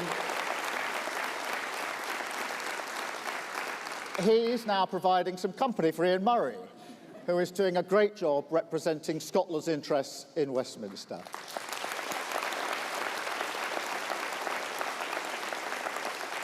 And I am proud to know so many other candidates here in the room today who are ready to join them and to serve this nation with pride and dignity.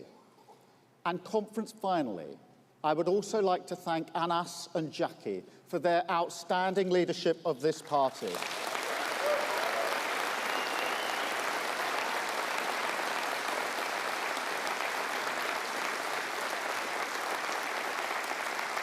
Conference, Anas was with you right through those darker days for Scottish Labour.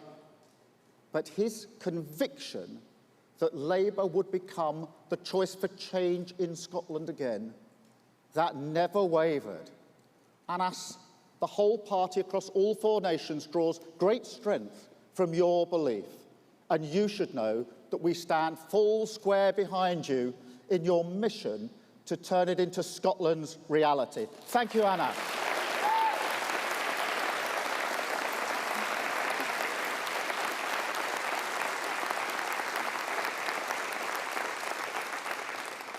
And conference, before I begin, I have just returned from the Munich Security Conference, where every conversation I had came back to the situation in Israel and Gaza, and the question of what we can do practically to deliver what we all want to see: a return of all the hostages taken on October the 7th, an end to the killing of innocent Palestinians, a huge scaling up of humanitarian relief, and an end to the fighting, not just for now,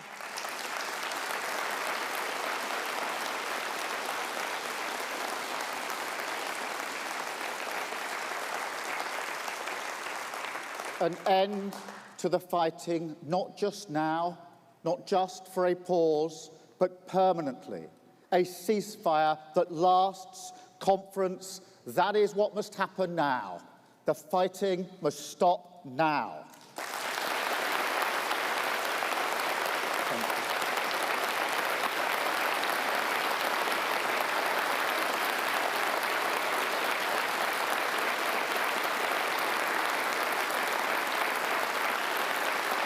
Thank you.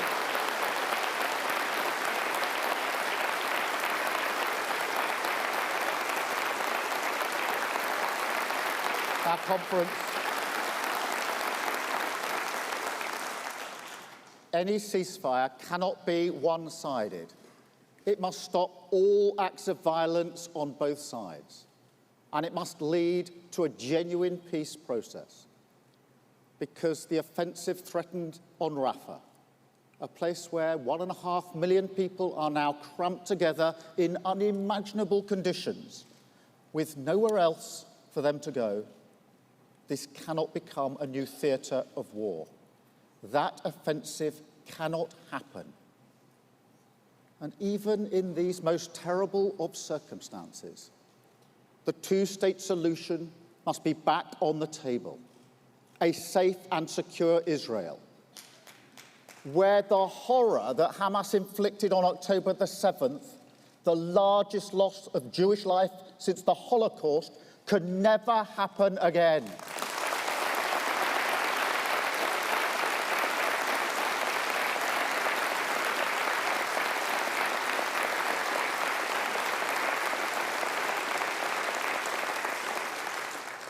And alongside that, a viable Palestinian state, a state which is not in the gift of any neighbour, but is an inalienable right of the Palestinian people and is recognised by this party and the world.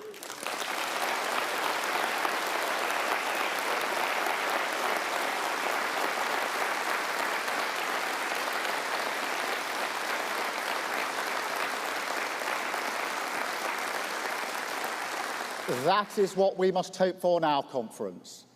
And there is always power in hope. Hope is the fuel of change, the oxygen of a better future. And that is what we must offer Scotland. Because after 14 years of Tory failure in Westminster, 17 years of SNP failure in Holyrood, only Labour can provide the change that Scotland needs.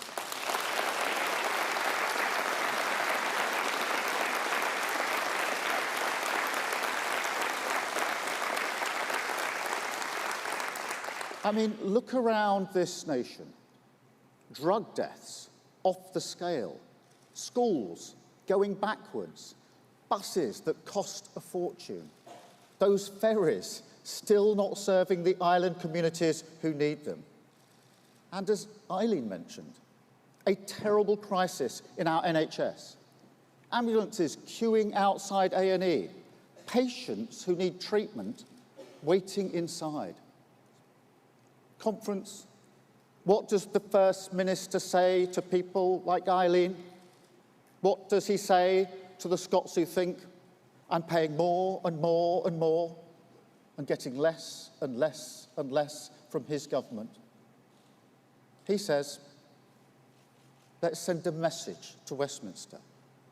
Send a message with all the problems this nation faces. That is the level of his ambition for Scotland. Send a message. Conference, I'm afraid this is the story of the SNP now. They're not interested in fixing Scotland's problems. They want to exploit them. The mask has slipped. The pretense that they were ever interested in improving the lives of working people, rather than using their problems as fuel for their grand cause. That has been exposed.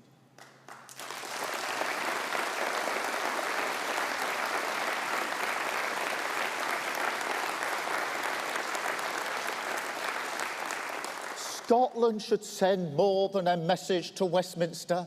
It should send a government. That is our ambition.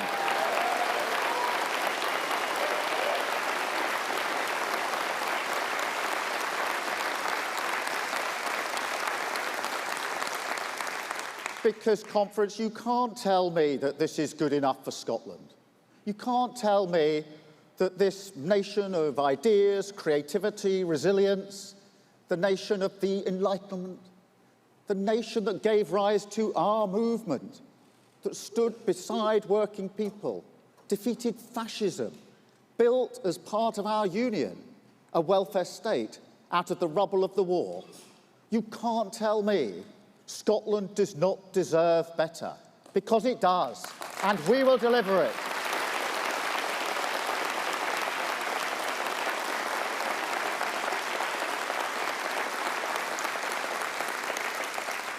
A new Scotland, a new Britain, bound together again by an old partnership, the solidarity of working people across 4 nations, driving our country forward with a Labour Party dedicated to its service.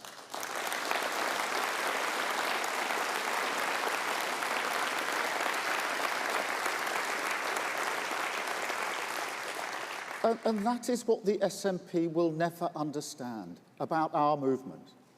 The solidarity of working people is our identity and our argument. The force, perhaps the only force, that can unite these 4 nations and drive us towards a better future. So when they say Labour doesn't need Scotland, we say, with one voice, Labour isn't Labour without Scotland.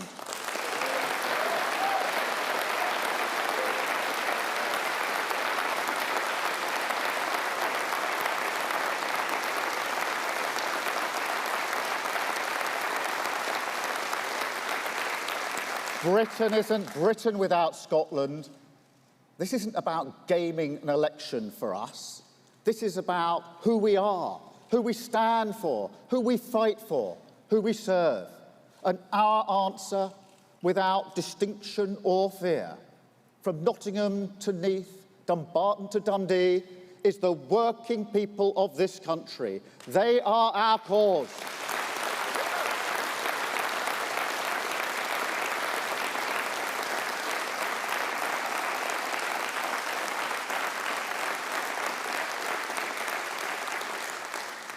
And Conference, as I've explained before, it is a cause that is personal for me, because I grew up working class in the 1970s.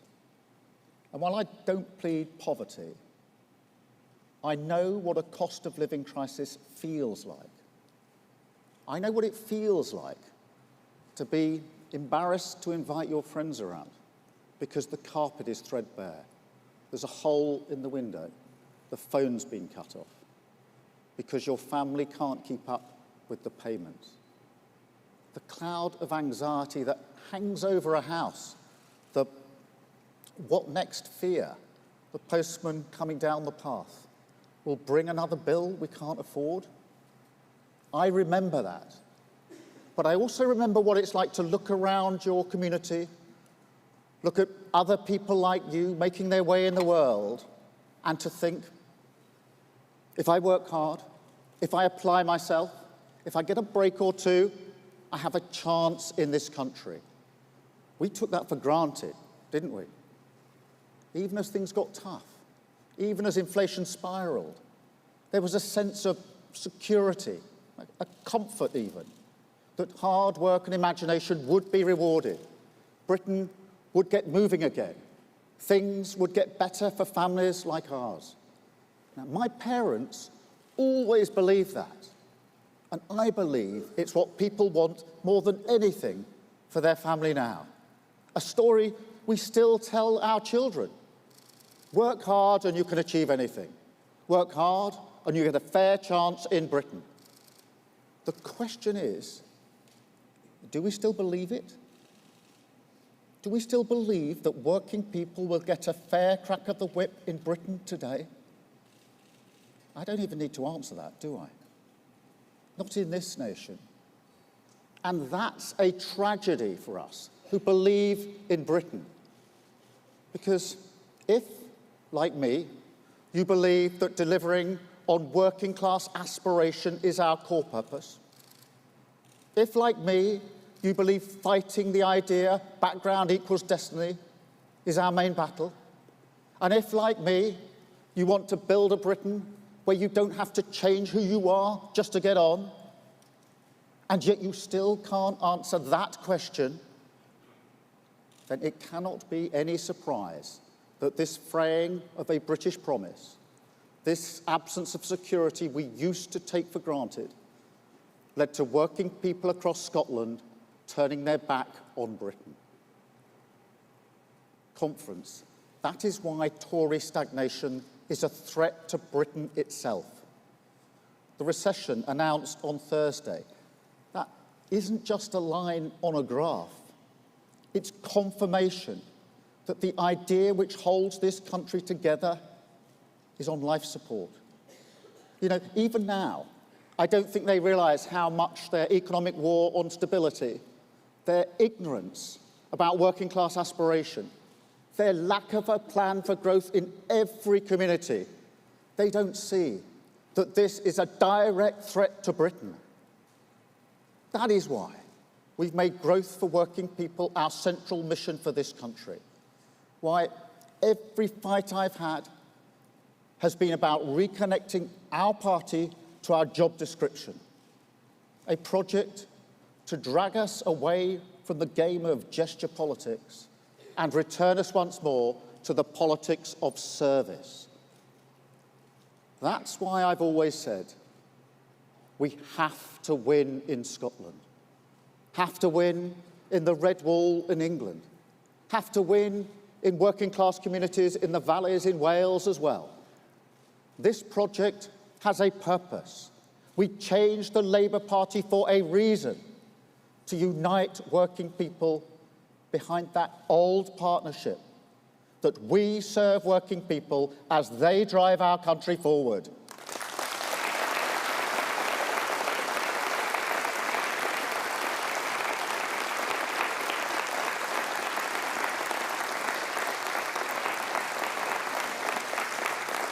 Now, it is an approach to politics that has been forgotten, dismissed as old-fashioned.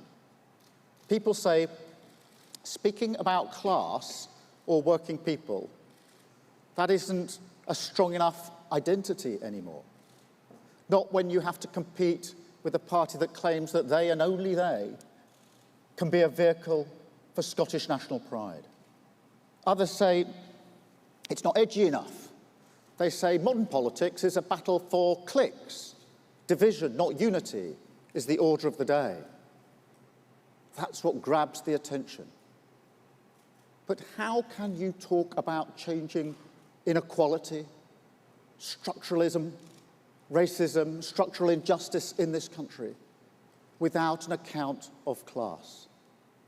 How can you unite a country as diverse and complicated as Britain without appeal to the solidarity our arguments contain? No, every country, especially one as old as ours with so many stories to tell, and our story, the Labour story, is one that connects with our times. Because I believe people are tired of division. They're tired of a politics that demands a constant focus on enemies, rather than the ideas and aspirations that bring us together. And frankly, when your public services are on their knees, when your mortgage is going through the roof, when you have to choose between feeding your kids and putting the heating on, that has to be our priority.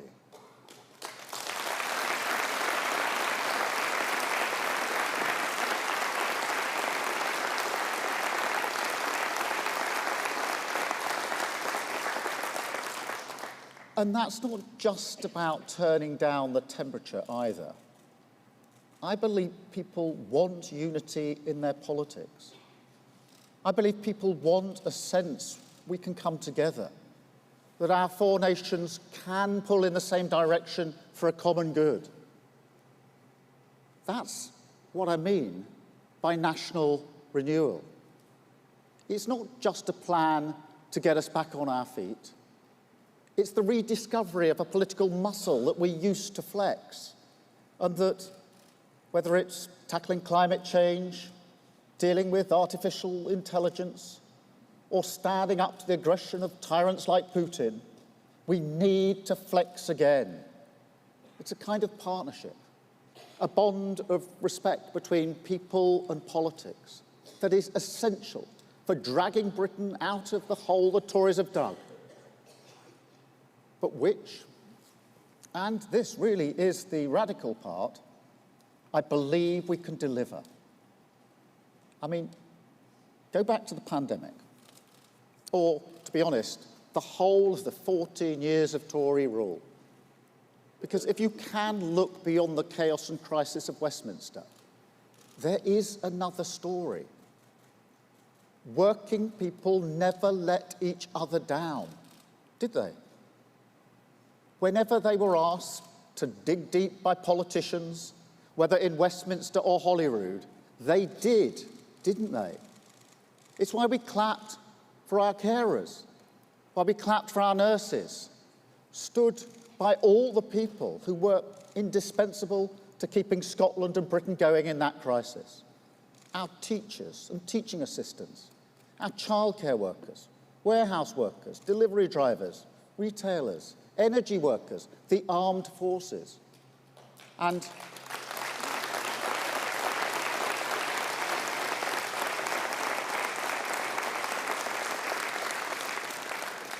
conference, what did we do?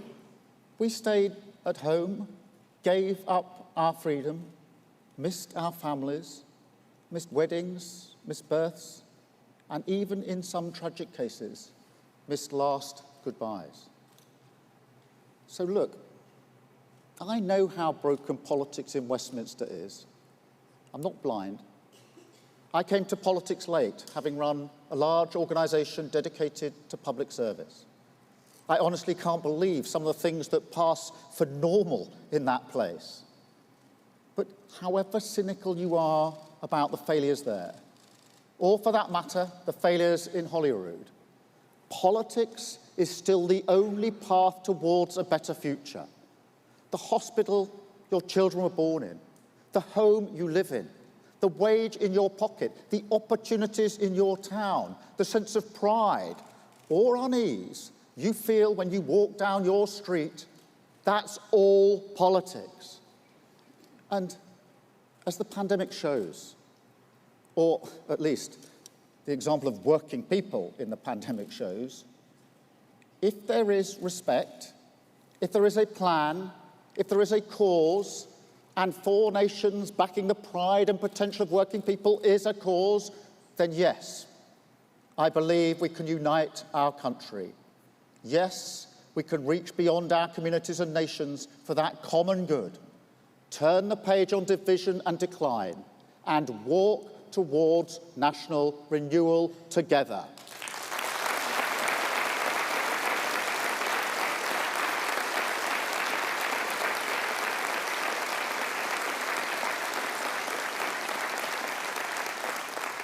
I mean, let me put it in this way.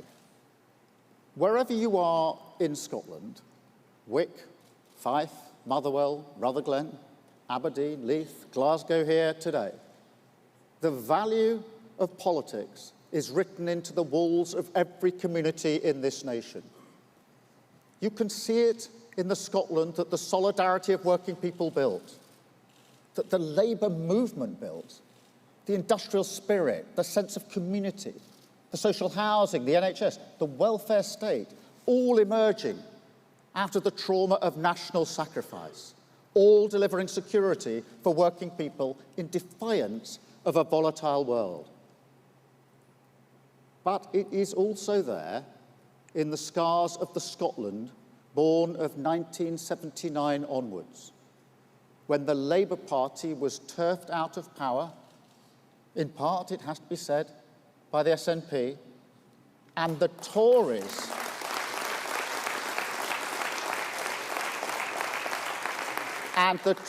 got to manage a period of enormous upheaval instead. A Scotland where too much of the prosperity oil and gas could have brought was squandered, where the government saw working class security not as a source of hope and dynamism, but as a threat, and where the economic transition away from central Scotland's main industries was, as it was across Britain, chaotic, unstable, and needlessly cruel. Conference, what I'm saying is this. We live in a time of upheaval every bit as big as those two defining periods of modern Scottish history.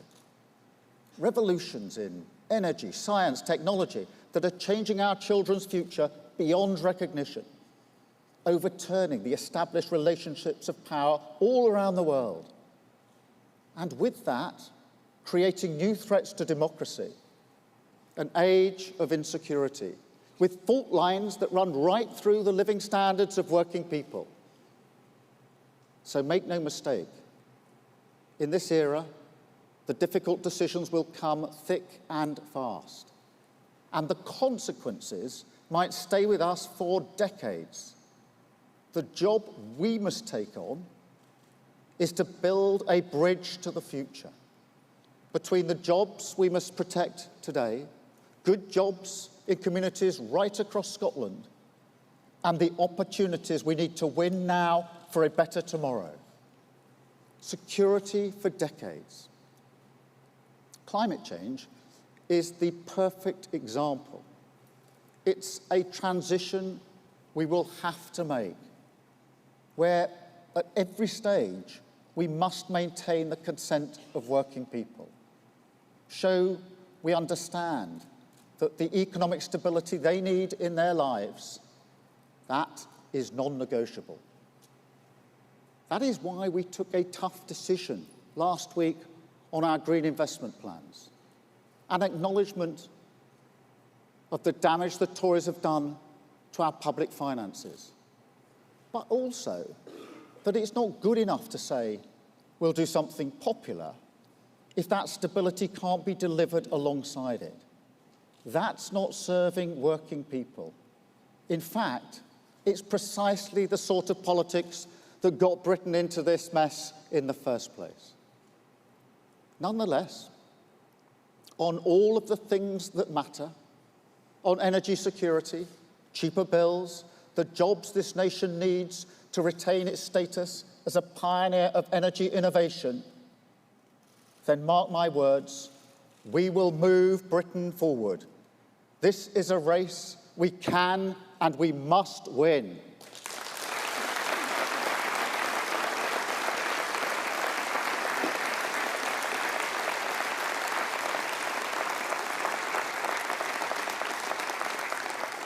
I went to Aberdeen recently and met the workers who maintain the pipelines.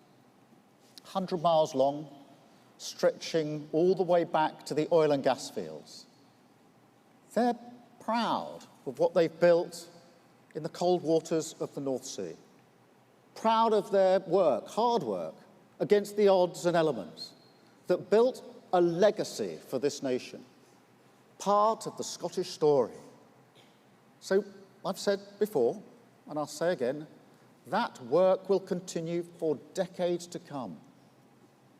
But they also told me about the legacy they can build for Scotland's future, the pride they have in a new opportunity, converting this infrastructure into a thriving carbon capture and storage industry, literally putting the carbon back in the ground it came from and giving their community a future not just for the short term, but for decades.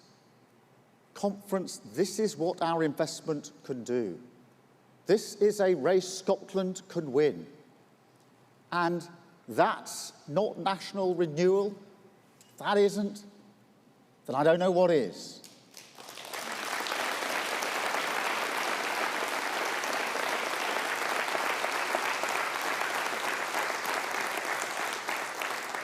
And it captures perfectly the arguments we must put forward to the Scottish people at the next election. Who do you trust to make the big calls in Scotland's interests? Who do you trust to maximise Scotland's influence? What kind of politics do you want to steer our ship through these storms?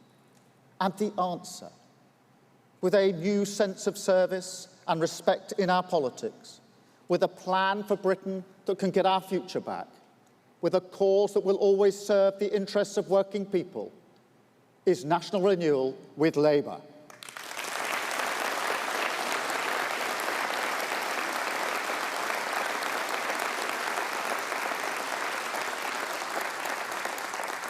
The conference, we know that Scotland will judge us, will judge Britain by our actions, not by our words. So for our argument to convince again, it needs to feel true in the communities that once voted for us, but have found a new political home with the SNP. And that will be hard, because for the past 14 years, the SNP have had a faithful ally in the Conservative Party in Westminster that willfully makes it impossible to argue that Britain is on their side. I mean, how can you contest that? At every stage of this vicious cycle of crisis and stagnation, the Tories have protected people like them while working people have paid the price.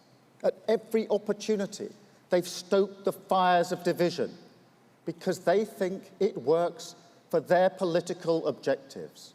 Party first, country second. So we know this leaves us with a mountain to climb. We know that we will have to fight for every vote. The right to say, we are the change Scotland needs. That must be earned, door to door, conversation to conversation, community by community, with our ears every bit as open as our mouths. But if people want to know what I would say to those voters who have left us, I would say this. First, that Scotland's influence in Britain will be strongest if you have a Scottish Labour Party working with a Labour government.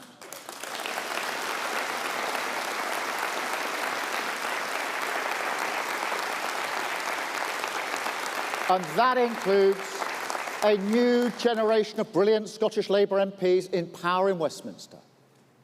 But also that no matter what the SNP say, the Tories can win the next election. Of course they can. Politics is volatile. It's ridiculous to say otherwise. So I would also say this. Imagine, even if only for a second, what it will feel like if you wake up on the day after the election and the Tories are back, encouraged again, emboldened again, entitled again. Because respectfully, I do not think that would be in Scotland's national interest.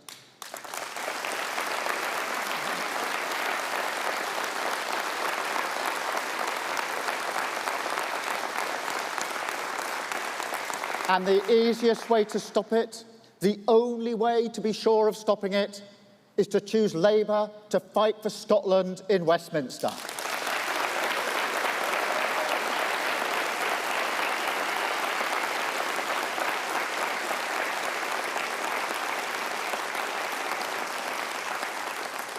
Furthermore, I would also say this, that while I know there will always be a debate about Scotland's constitutional future, if right now you want a Britain that places Scotland at the heart of the Westminster debate, if you want a politics that is committed to smashing the class ceiling, if you want to see more money for Scottish public services or Scottish community energy projects, then that's change we can deliver for Scotland.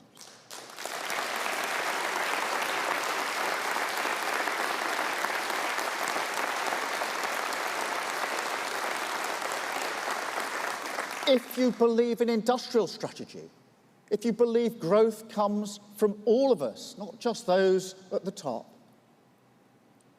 that every community deserves secure jobs and higher wages, that we should bulldoze through red tape to deliver affordable homes, and that working people deserve a new deal at work which understands the best way to get things done in a modern workplace is to treat people fairly and respectfully, with no more zero-hour contracts, no more fire and rehire, and a real living wage for all, then that is the change we can deliver for Scotland.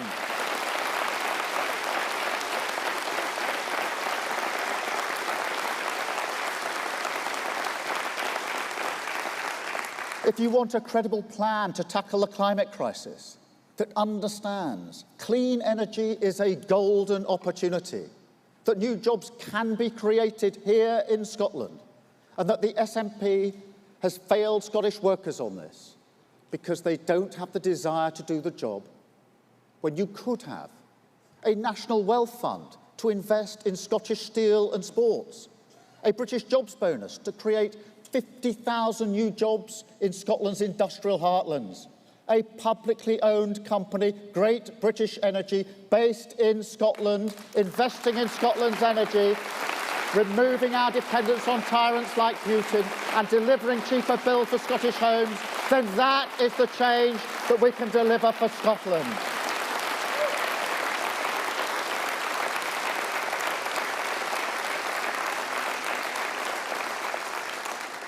And finally, I would also say this, because if you do want that change for Scotland, if you do want this to be more than words, if we are to show you that Labour Britain and what it can do for your community, then we do need the chance to serve. And maybe, for the first time in a long while, that chance, that change, that difference we could make is on the ballot at the general election. And the power of the vote, the power to build a new Scotland, rests in your hands, because all around Scotland you can see glimpses of a new future. You can see it in the hydrogen and carbon capture clusters at Grangemouth, the marvel of the Whiteley wind farm outside this city, the innovative brilliance of the video gamers in Dundee, the strength and resilience of Scottish rural communities, the restless creative spirits of its cities, the unchanging beauty of the Highlands, the allure of these islands, and most of all, from the yards of Fife to the rigs of Aberdeen and the hospitals that even now in terrible circumstances still do their best for this nation, you can see the determination and pride of working people, an ambition, their ambition, that we can match in Westminster, empower in Holyrood, and with it, build a new Scotland, a future Scotland, a Scotland once again the beating heart of Britain, because Britain once again serves its working people. Conference, that is what I would say. That is the Scotland we can build together, the future we can get back, the change we can deliver, the argument we take to the streets, communities, the islands of this nation. Labour will end decline and division. Labour will deliver national renewal for Scotland. Thank you. Thank you.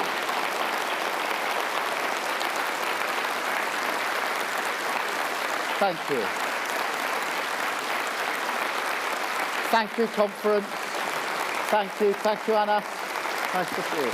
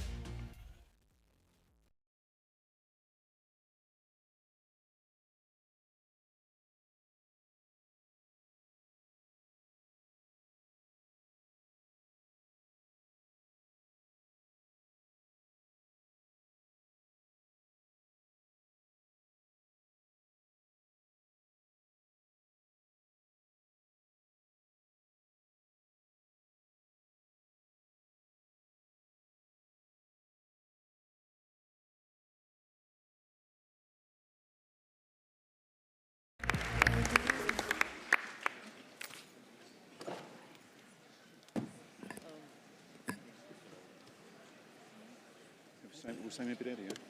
Will Simon be ready? Yes. That was our next Prime Minister, ladies and gentlemen. I'm convinced of it.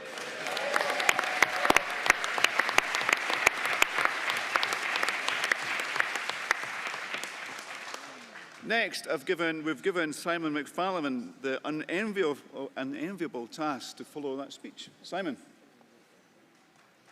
I think.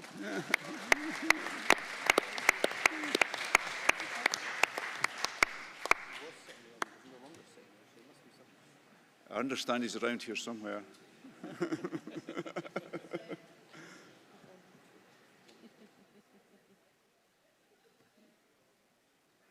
So just skip it.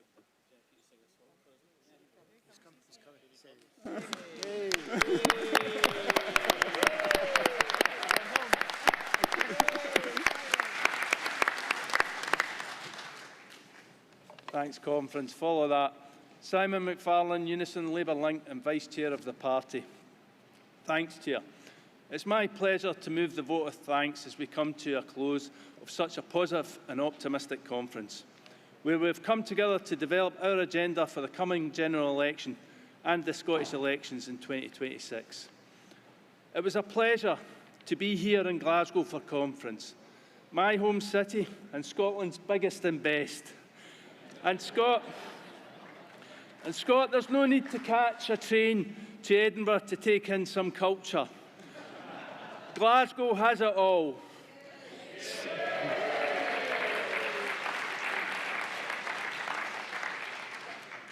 Since we arrived for conference on Thursday evening, this very campus alone has hosted darts, imperial Chinese dancing, the Glasgow Philharmonia doing music to the musicals, a wedding show, and that wasn't Ian Murray and Michael Shanks, and the particularly unique cultural highlights of Labour delegates Ceilidh dancing. So, thanks to Glasgow for hosting us and for the welcome from George Redmond as leader of the Glasgow City Labour Group.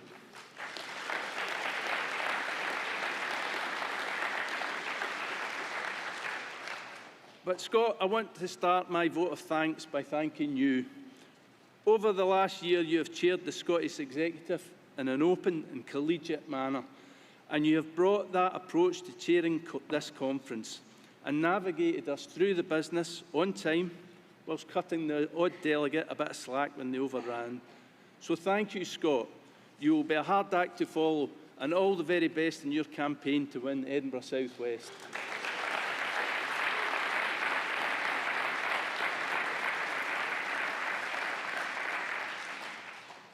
I also want to thank all our fellow SEC members who have worked well as a team over the last year, much to the disappointment of Paul Hutchin of the Record.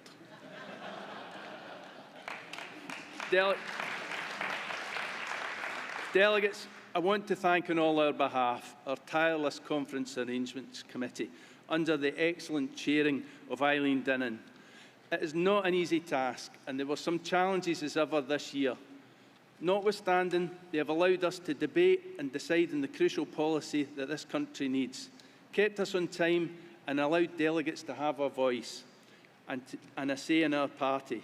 Without the CAC, literally, conference would simply not be possible.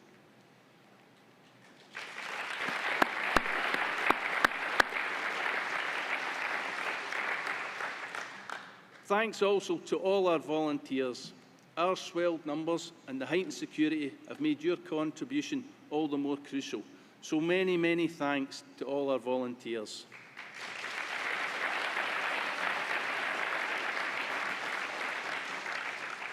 To the stewards who have kept us safe and secure, thank you. To the SEC staff who welcomed us to this great venue, and all the tech team for ensuring there have been no technical issues, thank you.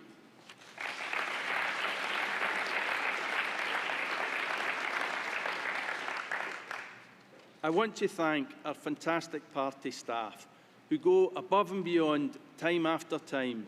We thank James Kelly for his contribution as General Secretary, and to John Paul McHugh, who, when he took over, had to hit the ground running in Rutherglen and Hamilton West, had an office move to oversee and organise for this hugely successful conference.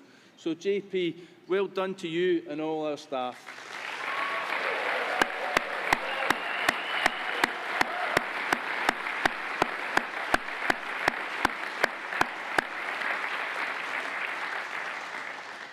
Thanks to all our CLPs, trade unions and affiliates, and to all the movers and seconders of motions and the speakers in all our debates. To all the organisations that have run fringes and taken stalls in the exhibition. And of course to you, our members, for being so fully engaged and contributing to what has been a truly excellent conference. I also want to thank my union, Unison, for all their support to me.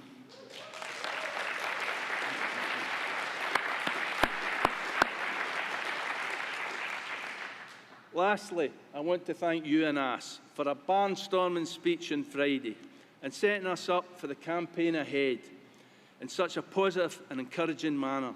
We leave here today determined to work tirelessly to deliver the Labour government this country so desperately needs. So thanks to you and all who have made conference such a success. I move.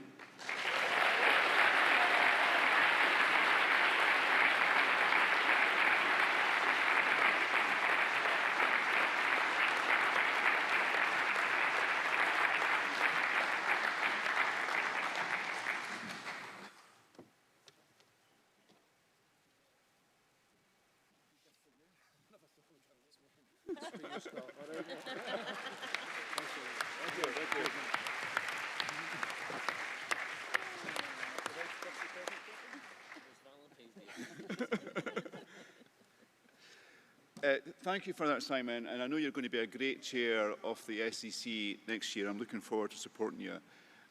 As delegates may have guessed, I live in Edinburgh, I'm a councillor in Edinburgh, but I was born in Fife.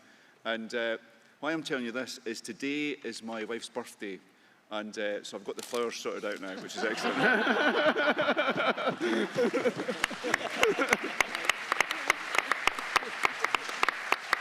But only if nobody tells her this is where I got them from. So I'm only going to take 1 minute. I just want to thank, I'll just echo what Simon says actually, thank members, the affiliates, trade unions for everything that's happened at this conference, thank the volunteers, and I think the work of the staff here has been, party staff has been formidable over these last few days. The tension backstage at times can be absolutely incredible, and the focus that they have on delivering this fantastic event is really, members would be humbled to see that the effort that goes into it all. So they really do deserve our thanks.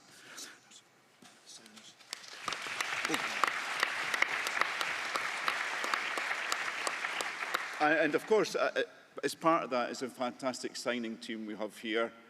So please give...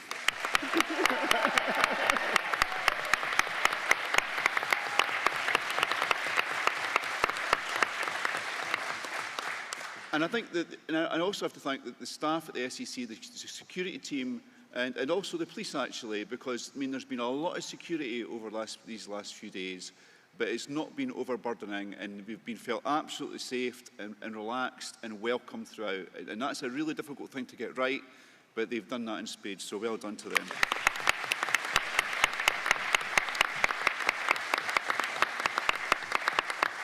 So I'm going to say again, this has been a great conference. I actually think in a year or two when we look back, we'll see this as a tipping point. I think it's the time as a party where we've really realised that victory might be possible if we work hard. Change might be possible if we work hard. And also, if we get Keir elected, it's going to be unbelievable for us and for our country. But we know in this room that is only the first step in getting Anna selected as our First Minister, and that is a real prize.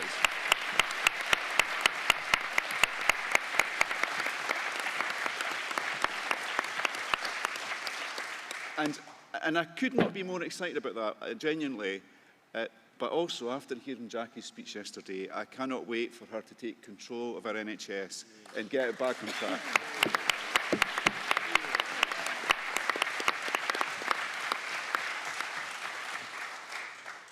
So, if you've been to a conference before, you'll know how it's going to end. I want to invite on stage one of the real leaders and role models of our movement, Kathy Peaty.